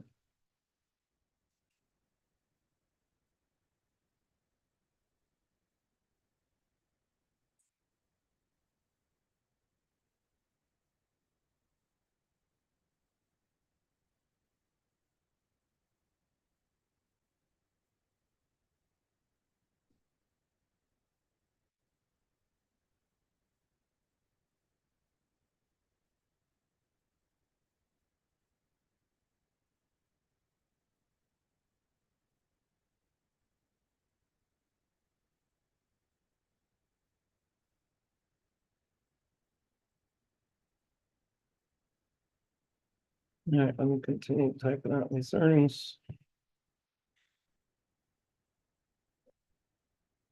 Xenia Hotels? Oh, this is a REIT. That's why I don't recognize them.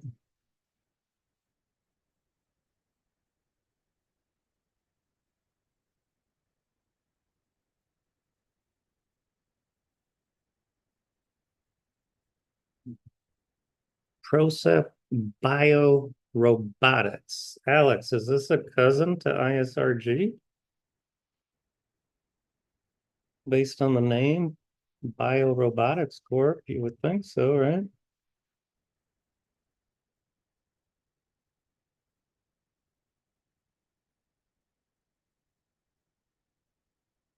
Alex, can you speculate on what sector Ver Biotechnology Inc. is in?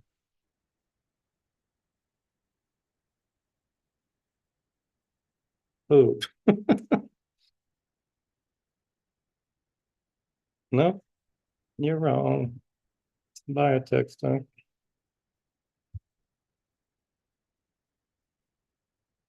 Sometimes I ask you obvious questions, sometimes I ask you tricky ones. All right, I think that's a low for the day. When I said start paying attention, that ended up to be it. Even though I didn't buy it, I just said start paying attention. We're down a ton, so I think we'll get short covering to the close. And scalper, if you see any scalping pattern.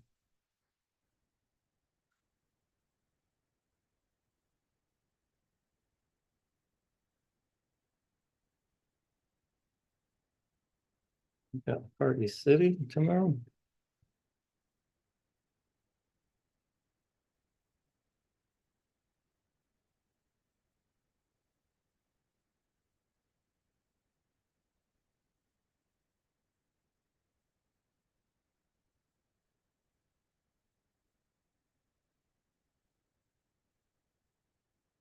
Post.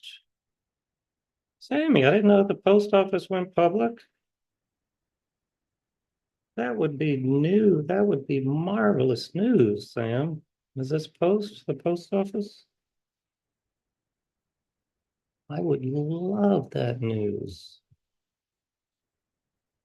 You know why?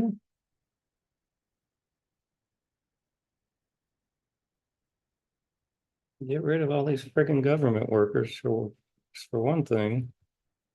Secondly, they can charge whatever they want. And if you don't like it, don't use it. Use the internet or use FedEx. We don't need to subsidize that piece of garbage service.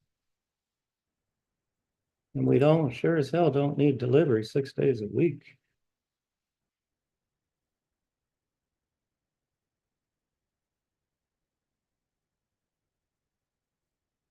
booking. He's a wild one.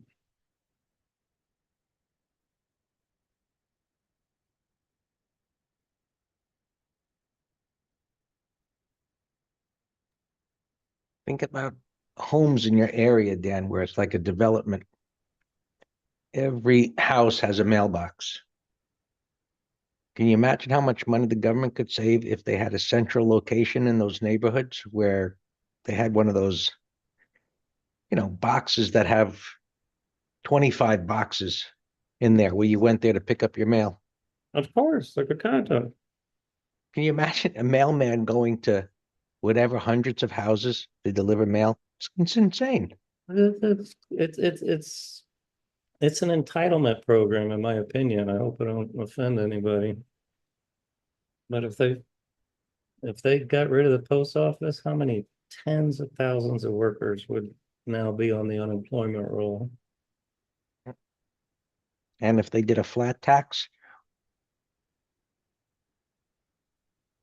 I wouldn't mind that instead of income tax. I don't mind. I mean, they tax you every which way you turn. No, I don't want it in addition. Well, I'm saying they have flat tax and they have sales tax and they have gas tax. But I mean, all the deductions and craziness with the tax system is insane. Right. And then they'll put CPAs out of work, so they're going to lobby against that.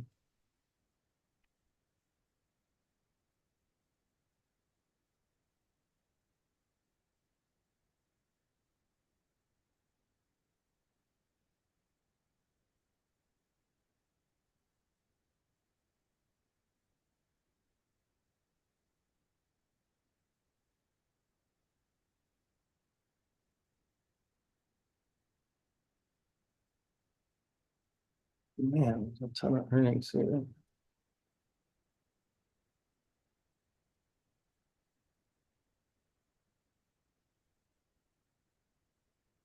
But I go through them in the morning and delete at least 50% of them.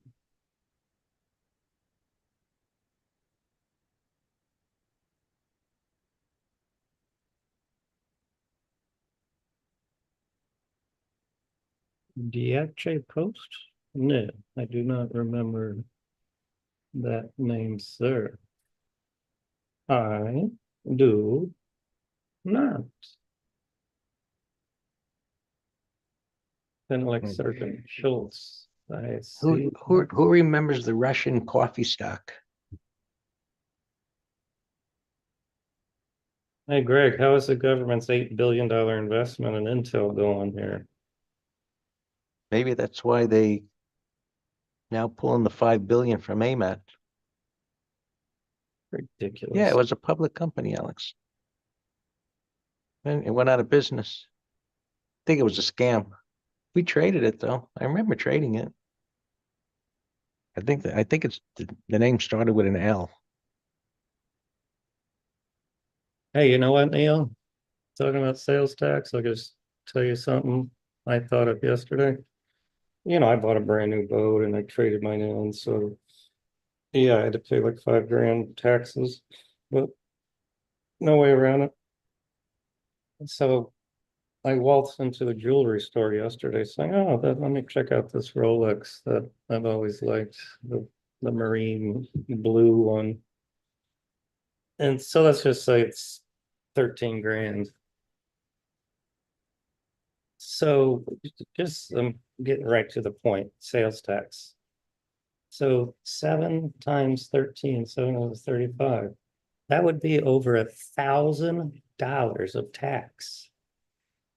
That's it, And I'm like, F Alex. you. I ain't paying $1,000 of tax for a damn watch to go to the state of Florida. Go out of the country and buy it.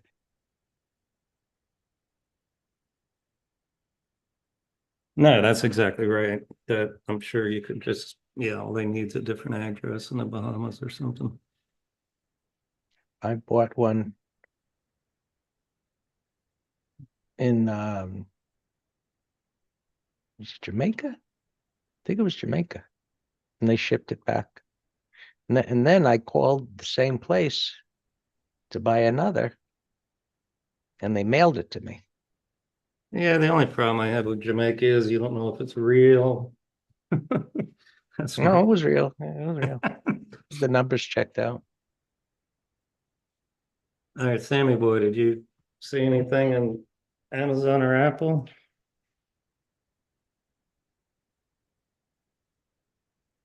No, you wear it, Patrick, and they mail the box to you. Well, why In didn't you my bring it opinion, home? Why do you need it mailed? I called them up a couple of years later and I Oh, asked them okay. about another one, and they mailed it to me. I didn't want to go there. But see, it would have been much better strategy thinking, Greg, as if you said, "Hey, Nikki, Dan and I need to do a trip to Jamaica because I'm buying you a present. So we'll be back in a couple days." And she would say, "Good audio. Ask Dan if he wants to die." All right, so look, I'm watching markets here. So I said spiders I like the best, and yeah, that moved the most off the low. So it's just short covering, but for scalping, I gave the green light. Expected move, only $16. Hmm, I would have expected more. Let me check a condor on this.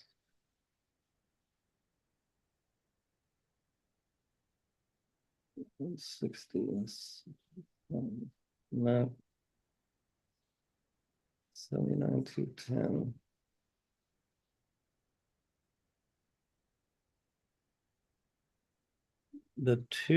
You could do the 207.50s, 207 and a half, 207.50s for naked $1.10. That would be all-time highs. All right, won't mess with that.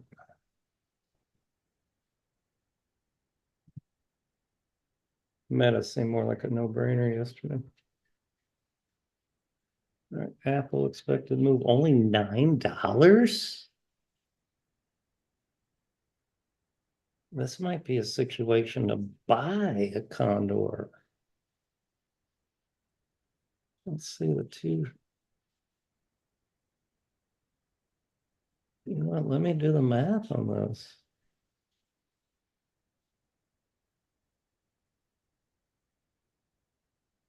$7.85.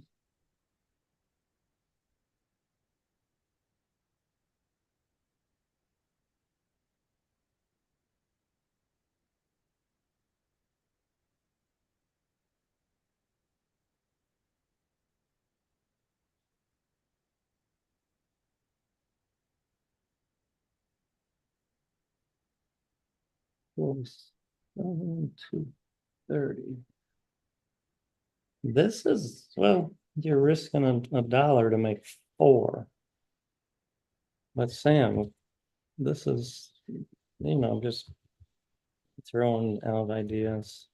Now, this would be a debit spread because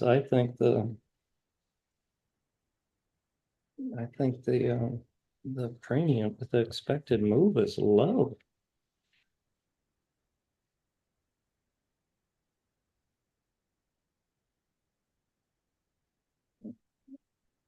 Um, Debit condor.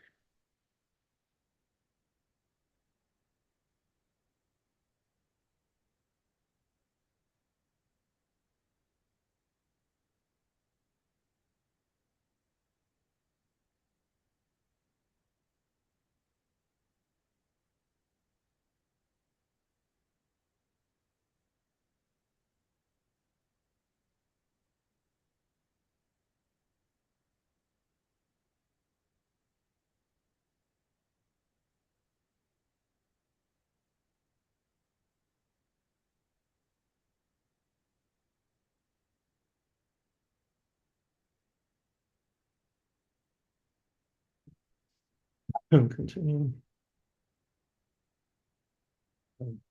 Mara, I don't believe in these stupid companies, but from a trading perspective, Down a lot. Let me see. How low can we go? No, not low enough.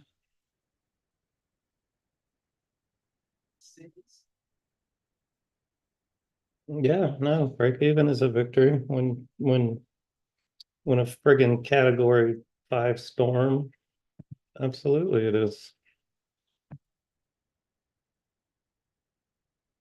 All right, this is a pattern to trade up or down tomorrow, whichever way it gaps. I'll go ahead and set alarms right now.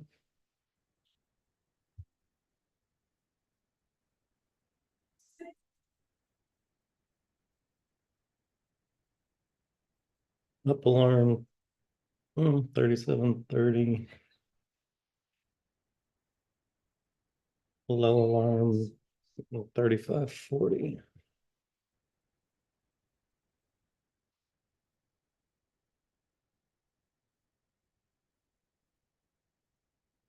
Wow, square. So this is a pattern that it's down. So Sam, when we're talking about breakouts and breakdowns, and I say, look, we don't short from the top of the range to the bottom. This is what we want to see, Sammy. We want to see many, many bars, bearish price action, unable to rally with a price void to the downside. That looks lower. All right. But, I'm not doing anything. I'm just, talking about that other thing we were looking at. Now this, if it opens flat, we'll buy over yesterday's high. Dash, I got no bias. Roku, it's Roku's a good condor setup, but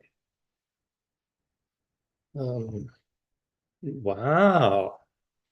Rocket Man's a 1, 2, 3. Now, granted, today's August 1, but it's the last month. July is a closing breakout. Let me check puts on Rocket Man.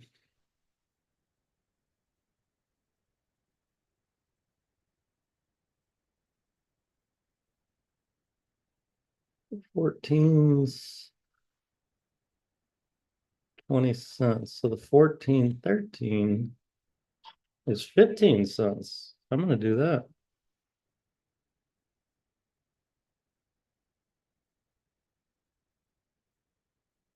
Rocket Man. No fill. And I'm not getting filled on a lot of these earnings things. At midpoint. Usually I do instantly. Now, X is another good continuation. It takes out today's high, bullish weekly monthly. Square and shoulder. Oh, weekly. If you're looking here and here, yeah, head, shoulder. It already cracked.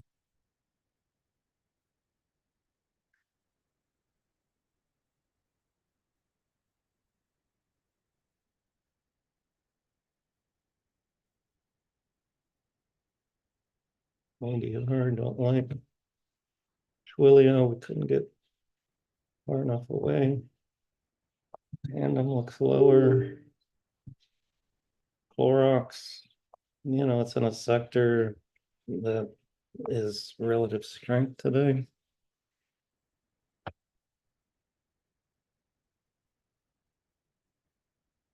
Mm, 125s. This ain't bad.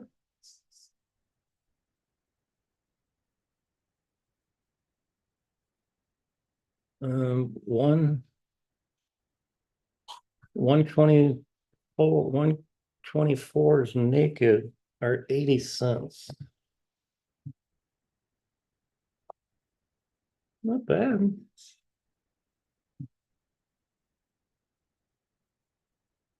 Well, I'll do one in my dad's account.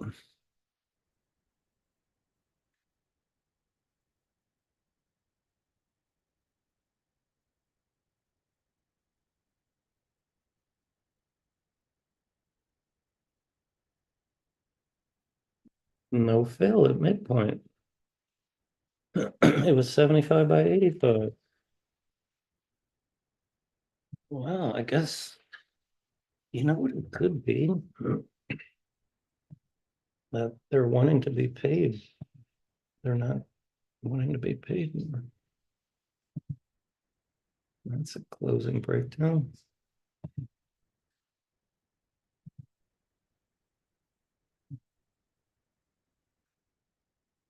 There, I got fill on clause. Now, this is a power uptrend. VTR. Any stock, you're going. You trade like garbage. I'm gonna delete you now. Garbage. This would be a great pattern if it gaps up to 1350 tomorrow. And then we buy 5-minute high.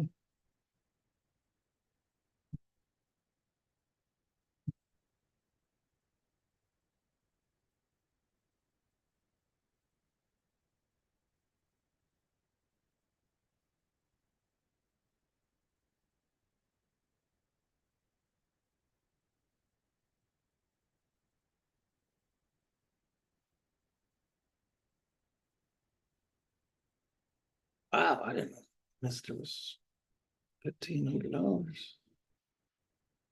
See how far we can get.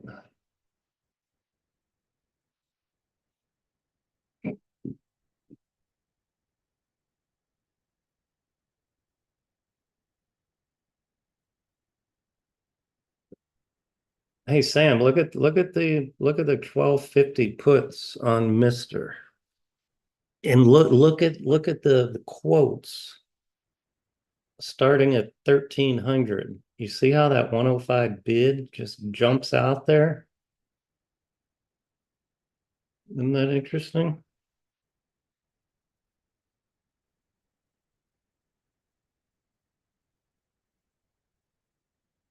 So it'd be impossible to get a good midpoint, but if you like this stock and didn't mind owning it, you could pop the 1250s right there for $1.10.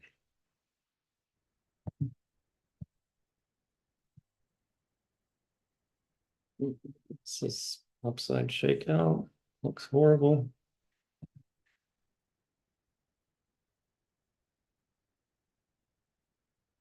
And it's gold. Hassie trades like garbage. This is on a tear into earnings. They're not scared.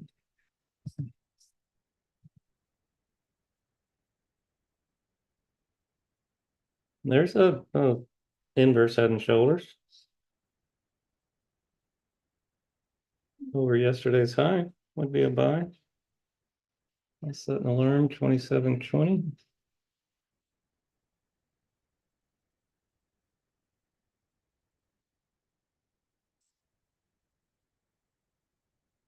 Yeah, short covering is in higher gear right now.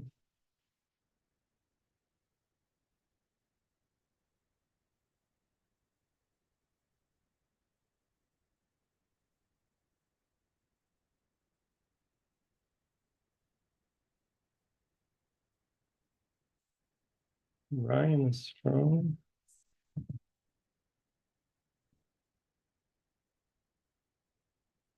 It's like garbage.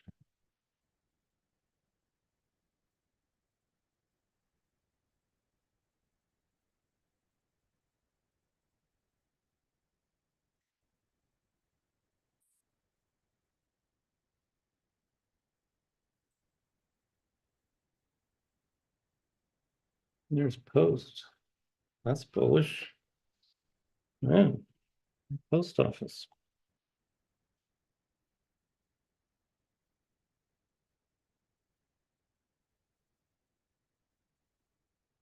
105s, there's no weeklies, but the 105s, 95 by 1.25.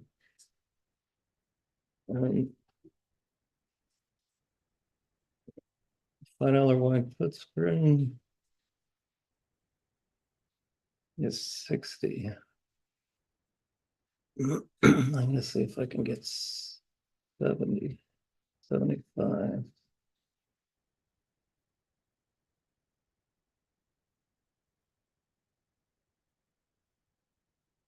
Nope, no fill. Let me try 70.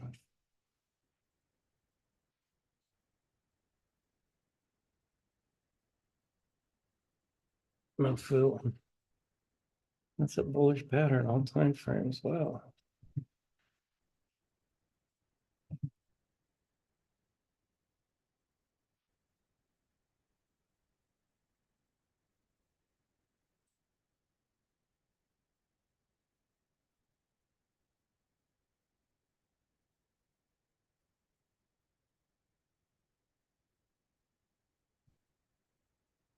Booking is $3,600 and it was 4,100. Incredible. Look, all-time highs was a small little Bear Island reversal. Look at that.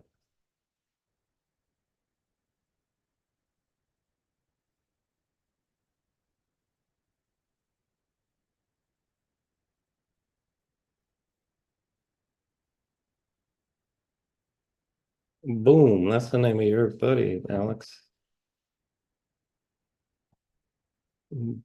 Boom, man.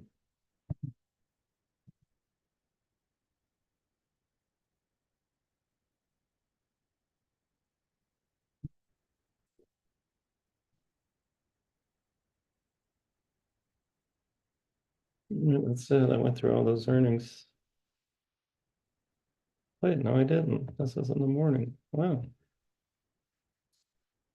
493. Wow, there's a ton of earnings. Man, look at SPX. Lynn, we took our money on. We had out of the money puts.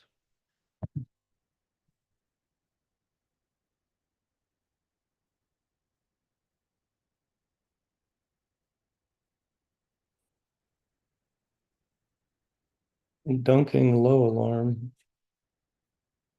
We're not in it. That's the one I said we could trade either direction tomorrow.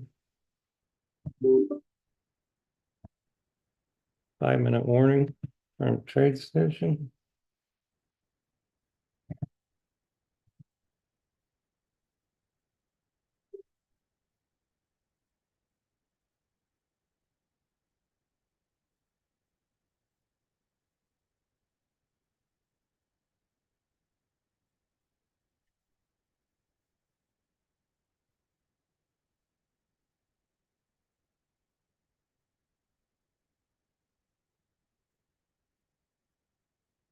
This would be nice. So gapping over the high. Target 29.50.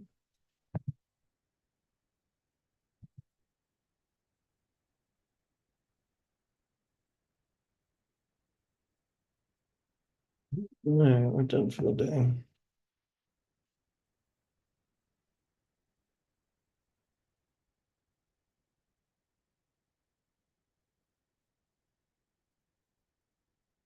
Nice monthly. Well, take that back. My eye saw this 1, 2, 3.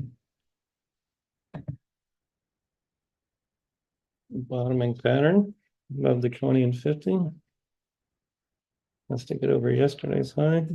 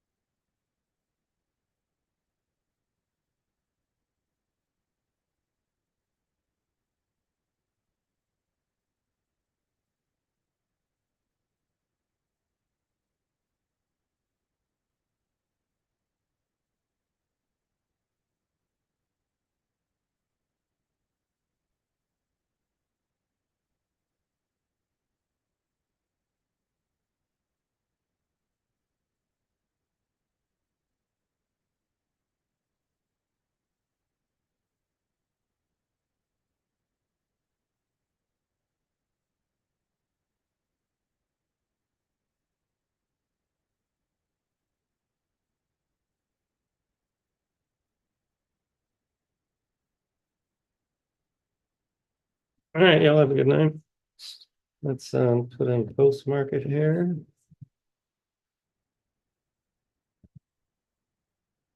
And on up.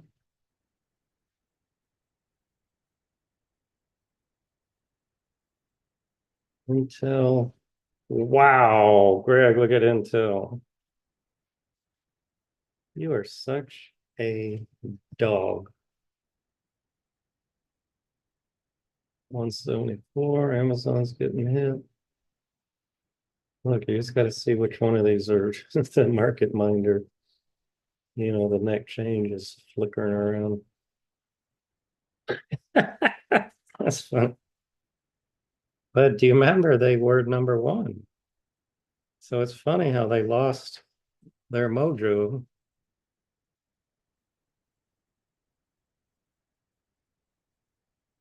Right. So was Keyword. Right. Agree. Agree. You don't keep up. Totally agree with you. All right, let me mute this, but I'll be here. Let me do this video.